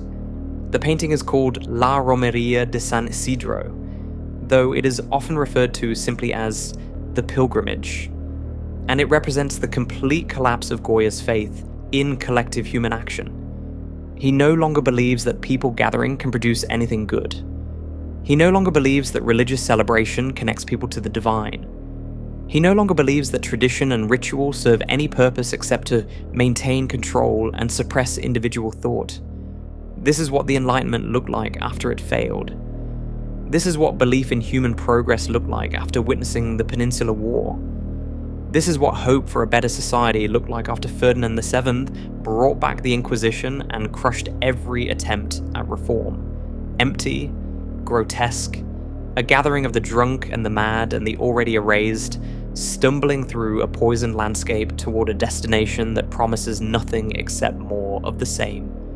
These two pilgrimage paintings, hung somewhere in the villa, possibly in one of the larger rooms where their panoramic compositions could be properly seen, completed Goya's documentation of Spanish society. He had shown political violence in Judith and the politician's reading. He had shown personal paranoia in the two old men, and personal degradation in the two women and man. He had shown mythological fate in Atropos, and physical deterioration in the two old eating soup. He had shown absolute helplessness in the dog, and eternal mourning in La Leocadia. But these pilgrimage paintings showed something else. They showed his view of collective humanity, of what we are when we come together, of what religious and cultural gatherings actually accomplish, and his answer, rendered on the walls where he lived, was nothing. We accomplish nothing. We become nothing. We surrender our individuality and gain no transcendence in return. We just become a faceless mass, drunk and deranged, moving through a dying world under a sick sky, our festivals as meaningless as our lives, our celebrations as hollow as our faith. There is only one painting left to discuss, one final image in this series of 14, and that painting returns us to the subject of superstition, of witchcraft, of the irrational beliefs that the Enlightenment was supposed to eliminate, but that instead had flourished under Ferdinand VII's restoration of the Inquisition's power. The final painting is about witches, about demons, about Satan himself, and what Goya depicts in this last terrible image is not the supernatural horror of actual evil spirits, but something far more disturbing. The horror of human faces transformed by belief. The horror of people surrendering their humanity not to actual demons, but to the idea of demons.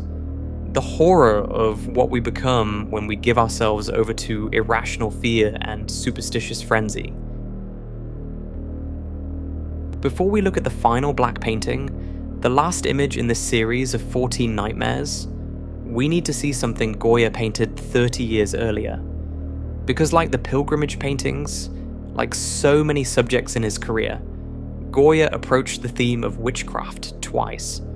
Once in his younger years when he still had some distance from the subject, some ability to treat it as folklore or satire, and once in his final years when distance had collapsed and everything had become personal and immediate and unbearably real. In 1789, Goya completed a painting titled Witch's Sabbath. It was one of a series of paintings depicting witchcraft and sorcery, created during a period when he was interested in Spanish folklore, in the beliefs that persisted among the rural population despite centuries of Catholic dominance, in the stories that people told to explain the darkness they feared. The 1789 painting shows a nighttime gathering. A group of figures, mostly women, sit in a circle in a dark landscape. At the center of the circle is a large black goat, standing on its hind legs, in a pose that suggests both animal and human characteristics. This is the devil, or at least the form the devil was believed to take when appearing to witches. The goat-headed demon that presided over Sabbaths where witches would gather to worship Satan, to perform obscene rituals, to corrupt children and plot against Christian society. The painting is colorful, more detailed than the black paintings version. We can see individual faces clearly. The witches look haggard, ugly, but recognizably human. Some hold infants or small children. In the foreground, visible on what appears to be a stake or pole, are the bodies of dead babies, small corpses that have been brought to the gathering as offerings or sacrifices to the demon. The scene is disturbing, certainly. The dead children, the demonic goat, the implication of obscene rituals, All of it is designed to shock and horrify. But there is also a certain theatrical quality to it, a sense that this is folklore, mythology, stories told about witches rather than actual truth. Goya is depicting what people believed witches' Sabbaths looked like, what the Inquisition claimed was happening in secret gatherings, what superstitious peasants feared was occurring in the darkness beyond their villages. And embedded in this depiction is critique. Because Goya did not believe in witches. He did not believe that women gathered to worship Satan, or that the devil appeared as a goat, or that any of the accusations made by the Inquisition were based in reality. He believed, as any educated Enlightenment thinker would, that witchcraft was superstition, that witch trials were injustice, that the Inquisition's persecution of supposed witches was nothing more than institutional cruelty justified by irrational fear. So the 1789 painting, while depicting a witch's Sabbath, is also mocking it, showing the absurdity of the beliefs, revealing the grotesque nature of the accusations, saying, this is what they claim is happening, this is the fantasy that justifies torture and execution, this is the nightmare that keeps the Inquisition in business. Now, let us look at what Goya painted in his villa between 1819 and 1823. The composition is similar but transformed. Once again, we see a gathering of figures arranged in a semicircle. Once again, the central figure is a large black goat representing Satan, positioned prominently so that all attention focuses on this demonic presence. But everything else has changed. Everything has become darker, cruder, more immediate, more viscerally disturbing. The background is pure black void. No landscape, no stars, no sense of location or time. Just infinite darkness pressing in from all sides. The only light comes from some unseen source that illuminates the gathered figures from the front, creating harsh shadows and emphasizing the three-dimensional reality of the scene. The goat is massive, dominating the composition. Its body is rendered in deep black, almost merging with the void behind it, but we can see the form clearly enough. The animal stance, the curved horns rising from its head, and most significantly, draped over its body is what appears to be a ceremonial robe or cloak, as if this demon is not just an animal, but something that has taken on the trappings of religious authority, something that performs rituals and demands worship. The goat's face is turned toward the gathered figures, its attention focused on them, its presence both commanding and threatening. This is not a passive idol. This is an active force, a being with will and intention, presiding over the gathering with authority that cannot be questioned or refused. And then there are the faces. The human faces surrounding the demon. The worshippers or victims or participants in this terrible gathering.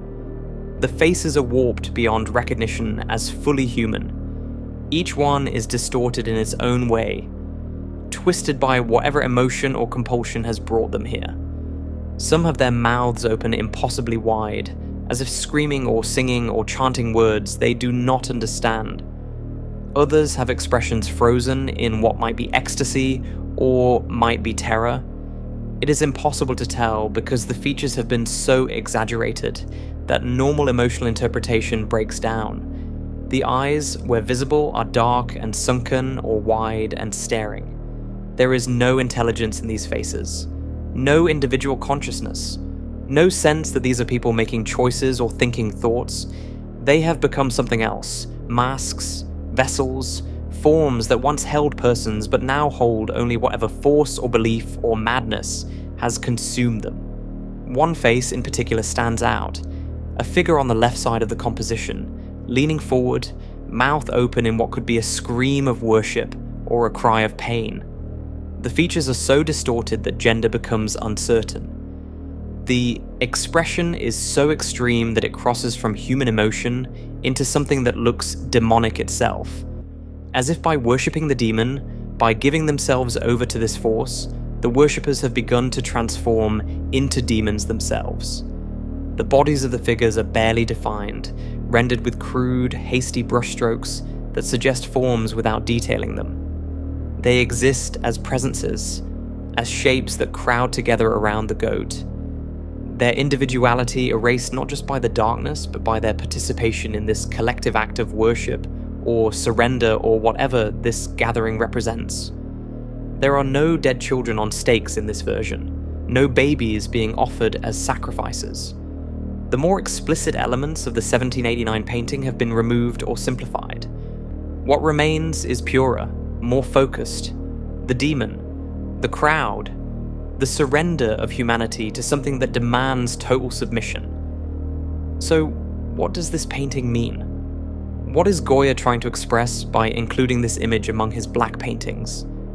By painting it on the walls of his villa, where he lived with it for years? There are two primary interpretations, and they are not mutually exclusive. The first interpretation sees this as Goya's final satirical attack on the Inquisition and these superstitious beliefs it promoted. Even in his 70s, even in isolation, even after abandoning hope for political reform, Goya remained committed to his rejection of religious superstition. He did not believe in witches, he did not believe in Satan appearing as a goat. He did not believe that people gathered in secret to worship demons.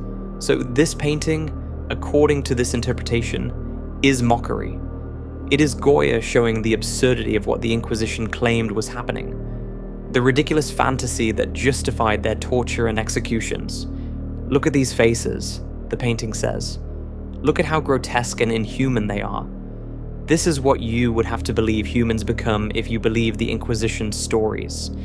You would have to believe that people transform into these twisted demonic forms. You would have to believe that Satan actually appears as a giant goat wearing a robe. You would have to accept a vision of reality that makes no sense, that contradicts everything we know about how the world actually works. The painting, in this reading, is Goya's rebellion against the return of the Inquisition under Ferdinand VII.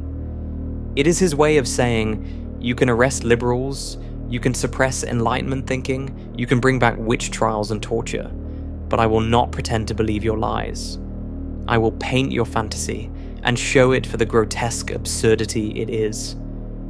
But there is a second interpretation, one that is darker, more troubling, more consistent with the despair that characterizes the rest of the black paintings. Perhaps Goya is not mocking the idea of demonic gatherings. Perhaps he has come to believe that something very much like this actually happens. Not literally, not with an actual Satan appearing as an actual goat, but metaphorically, psychologically, socially. Human beings do gather and surrender their individuality to forces they do not understand. They do participate in collective rituals that transform them into something other than individual thinking persons. They do worship ideas and authorities that demand total submission and punish any questioning or resistance. The goat is not the Christian devil. The goat is authority itself, power itself. The collective consciousness that emerges when people gather and stop thinking as individuals. The mob mentality that the pilgrimage paintings depicted. The force that turns persons into masses, that erases faces, that makes people capable of atrocities they would never commit alone. And the worshippers are not witches. They are all of us, every person who has ever surrendered their individual judgment to collective belief. Every person who has participated in traditions they do not understand or accept, simply because everyone else is participating.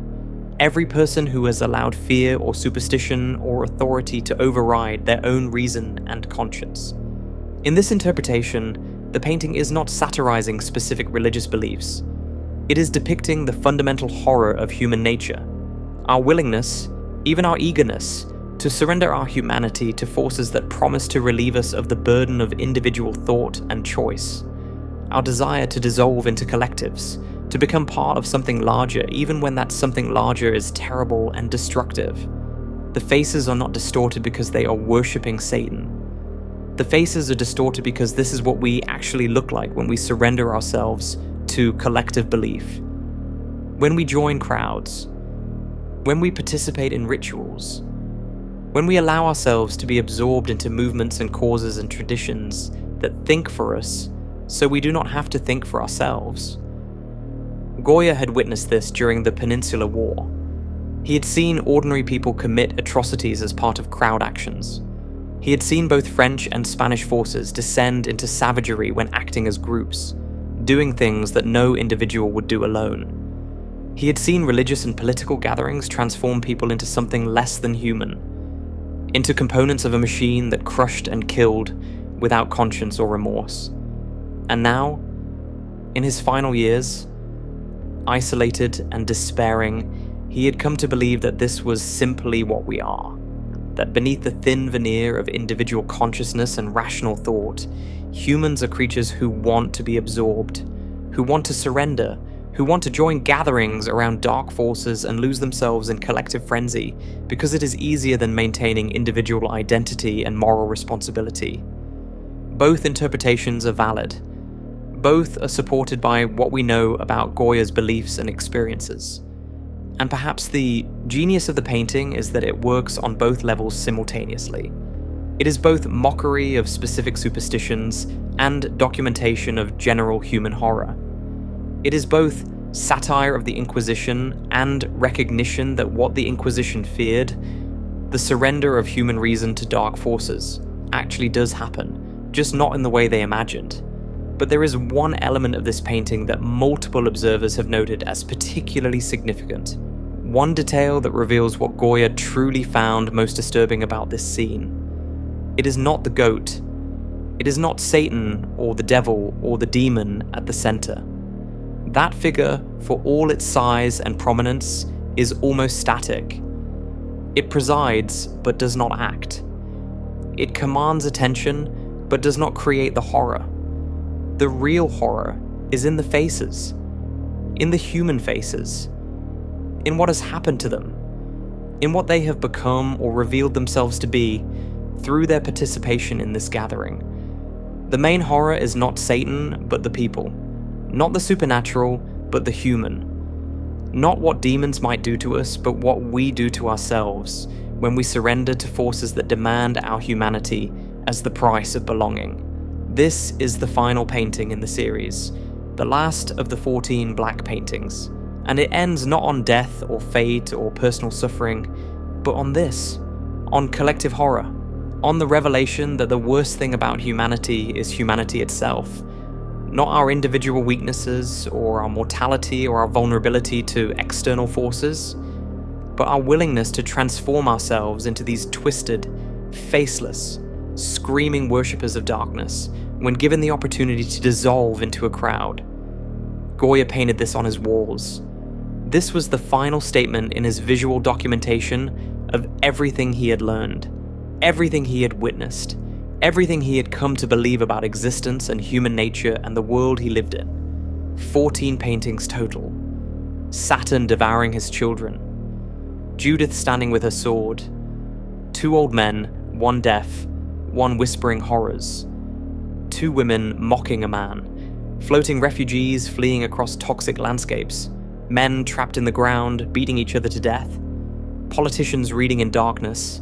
The fates binding their victim. 2 corpse-like figures eating soup, a woman mourning at a grave, a dog trapped and staring upward into emptiness, pilgrims transformed into faceless ghostly masses, and finally, witches gathered around Satan, their faces warped beyond humanity by the act of collective worship. This is what Goya saw when he looked at the world in his final years in Spain. This is what his life had taught him. This is what remained after deafness, war, political betrayal, physical suffering, and the complete collapse of every belief he had once held about reason, progress, and the possibility of human improvement. And he lived with these paintings, in his house, on his walls, day after day, year after year, until finally, in 1824, political persecution forced him to flee Spain entirely, to abandon his villa and his paintings and his country, seeking refuge in France where he would die 4 years later, far from home, never having returned to see these walls again. In 1824, Francisco Goya left Spain forever.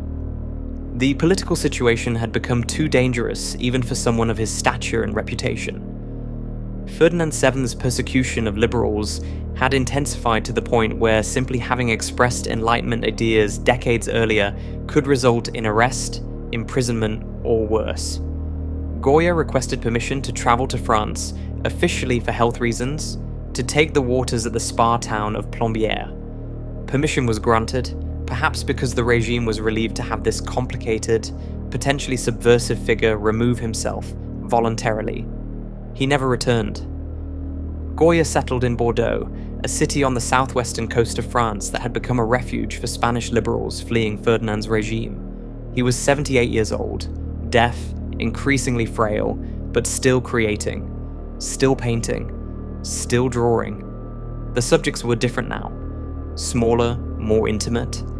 He created miniatures on ivory. He experimented with early lithography techniques. He painted portraits of friends and fellow exiles, but he never painted anything like the Black Paintings again. Those images remain behind, on the walls of La Quinta del Sordo, hidden from the world, slowly deteriorating in the abandoned villa outside Madrid. Leocadia Weiss and her daughter eventually joined him in Bordeaux, though the exact nature of their relationship remained ambiguous to the end. They lived together.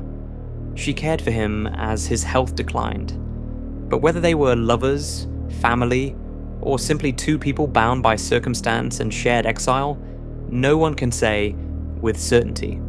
On April 16, 1828, Francisco Goya died in Bordeaux at the age of 82. He was buried there, in the Bordeaux cemetery, far from Spain, far from Madrid, far from the house where he had painted his nightmares on the walls. For decades, the Black Paintings remained unknown. The villa passed through different owners. Some may have seen the images and wondered, others may not have paid attention at all. The paintings continued to exist in darkness and isolation, exactly as they had when Goya lived there, except now there was no one to look at them, no one to confront them, no one even to know they were there, until 1874, nearly 50 years after Goya's death.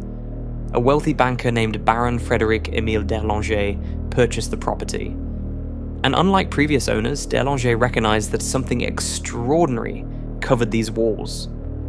He understood, somehow, that these were not merely the scribblings of a madman, but the work of a master, the final testament of one of Spain's greatest artists.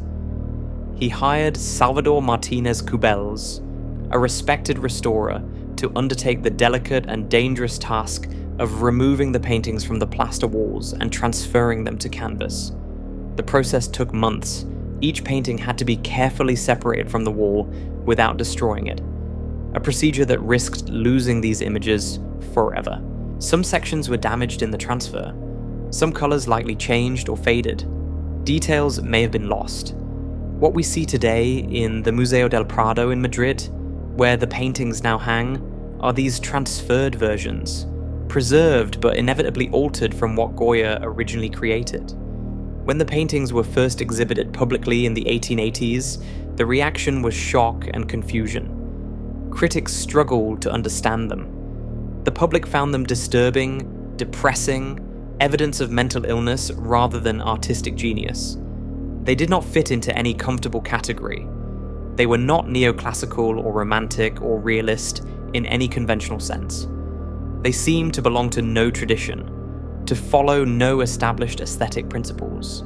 Some dismissed them as the sad deterioration of a once great artist's mind. Others found them fascinating but could not articulate why.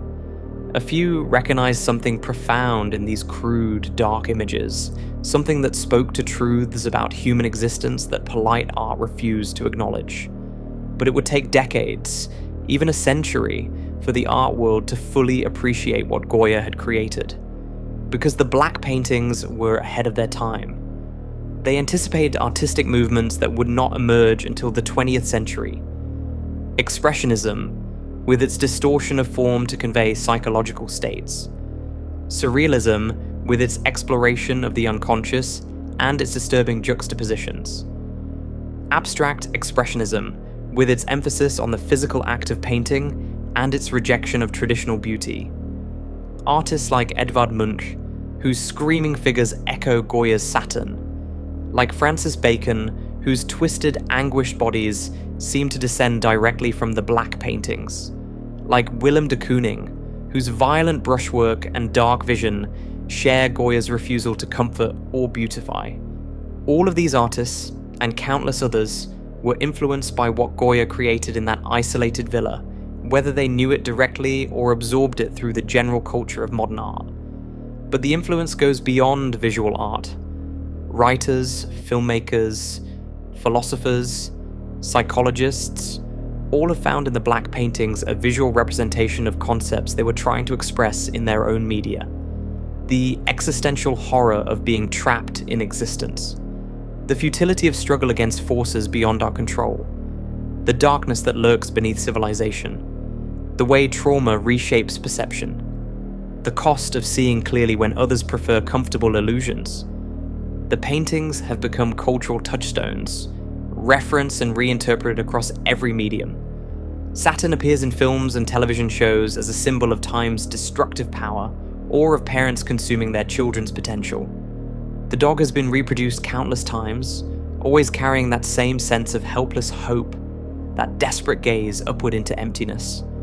And people still travel to the Prado in Madrid to stand before these paintings, to confront them, to try to understand what drove a man to create such images and to live with them every day. The experience of seeing them in person, even as transferred canvases in a museum rather than on the walls where Goya painted them, remains profoundly unsettling. There is a weight to these images, a psychological pressure that reproductions cannot fully convey. Because what Goya captured in these paintings is not specific to his time or his circumstances. Yes, they reflect his personal trauma, his deafness, his experience of war, his political disillusionment, but they also reflect something universal, something that every human being recognizes at some level, even if they do not want to acknowledge it. We are all the dog, staring upward into an indifferent universe, hoping for rescue that may never come. We are all consumed by time, by Saturn's relentless hunger. We are all trapped in conflicts we did not choose and cannot escape, buried up to our knees in circumstances beyond our control. We are all aging toward death, transforming slowly into the corpse-like figures eating their final meals. We all carry darkness inside us, voices whispering fears and doubts that we cannot silence. Goya painted these truths, not metaphorically, not symbolically, but directly, viscerally, with an honesty that is almost unbearable. He stripped away all the comfortable illusions that make life tolerable and showed us what remains. And what remains is terrifying. But there is something else in these paintings too. Something that makes them more than just expressions of despair and horror. There is survival. There is the fact that Goya created them at all. That he lived with them.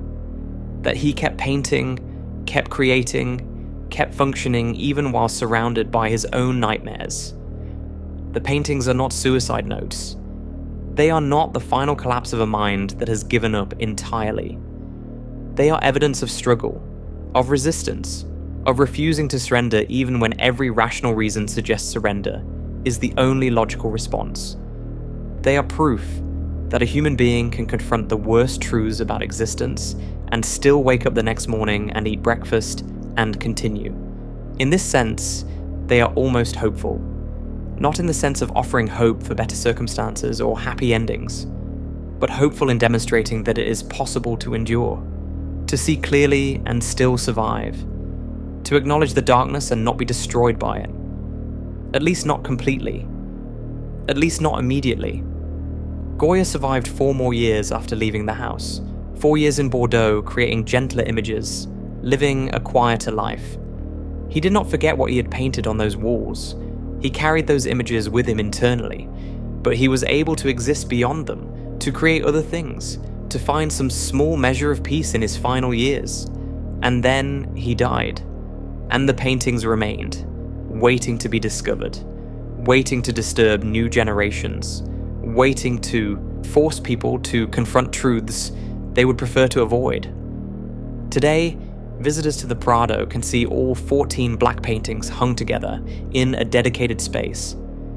The museum has tried to arrange them in a way that approximates their original placement in the villa, though the exact configuration remains a matter of scholarly debate.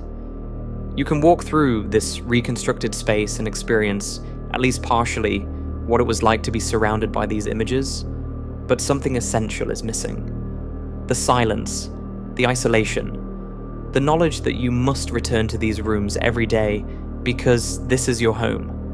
The paintings in a museum are shocking, certainly, but they are optional. You can look at them and then walk away. You can exit the gallery and return to the normal world where Saturn is just a myth, and dogs are not symbols of cosmic hopelessness, and death is something that happens to other people. Goya could not walk away. He lived with these images. They were his daily reality, and that makes them something different from museum art. They were not created to be seen, but to be lived with. They were not meant to communicate to others, but to allow Goya himself to survive. If you've been captivated by this journey into the mind of Francisco Goya and the haunting darkness of the Black Paintings, consider subscribing to Hollow Frames. This channel explores the stories behind the most disturbing and controversial artworks in history, the ones that most people know nothing about. The artists who descended into madness, the paintings that were banned, hidden, or destroyed. The dark side of art history that demands to be examined. These are the stories that need to be told. The artists who suffered and created something profound from that suffering.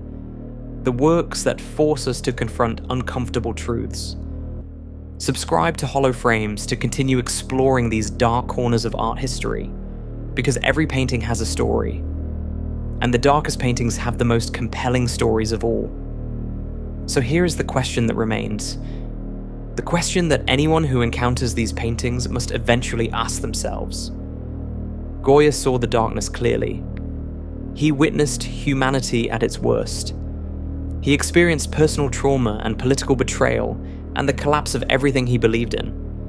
And rather than looking away, rather than retreating into comforting illusions, he painted exactly what he saw.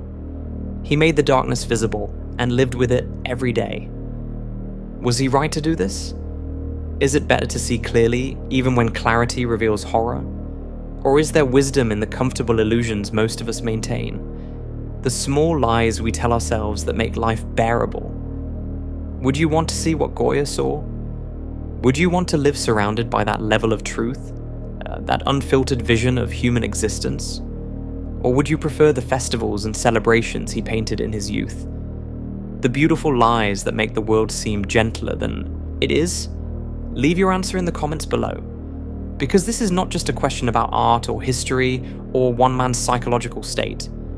This is a question about how we choose to live, how much truth we can bear, and whether seeing clearly is worth the cost. The Black Paintings remain. In Madrid, in reproductions, in the cultural consciousness. They refuse to be forgotten or diminished. They continue to disturb, to provoke, to force confrontation with truths we would rather avoid. Francisco Goya painted them nearly 200 years ago in an isolated villa outside Madrid. He painted them on his walls where no one was meant to see them. He gave them no titles, no explanations, no comforting context. He simply painted what he saw, what he knew, what he could no longer bear to keep inside. And now they are here, for anyone brave enough to look, for anyone willing to confront what they reveal about human existence, about suffering, about the darkness we all carry inside us, whether we acknowledge it or not. The dog still stares upward. Saturn still consumes. The men still fight their eternal battle. The witches still gather. And we, standing before these images, must decide what they mean and whether we have the courage to truly see what Goya wanted us to see. The paintings offer no comfort, no resolution, no hope in any conventional sense, but they offer truth.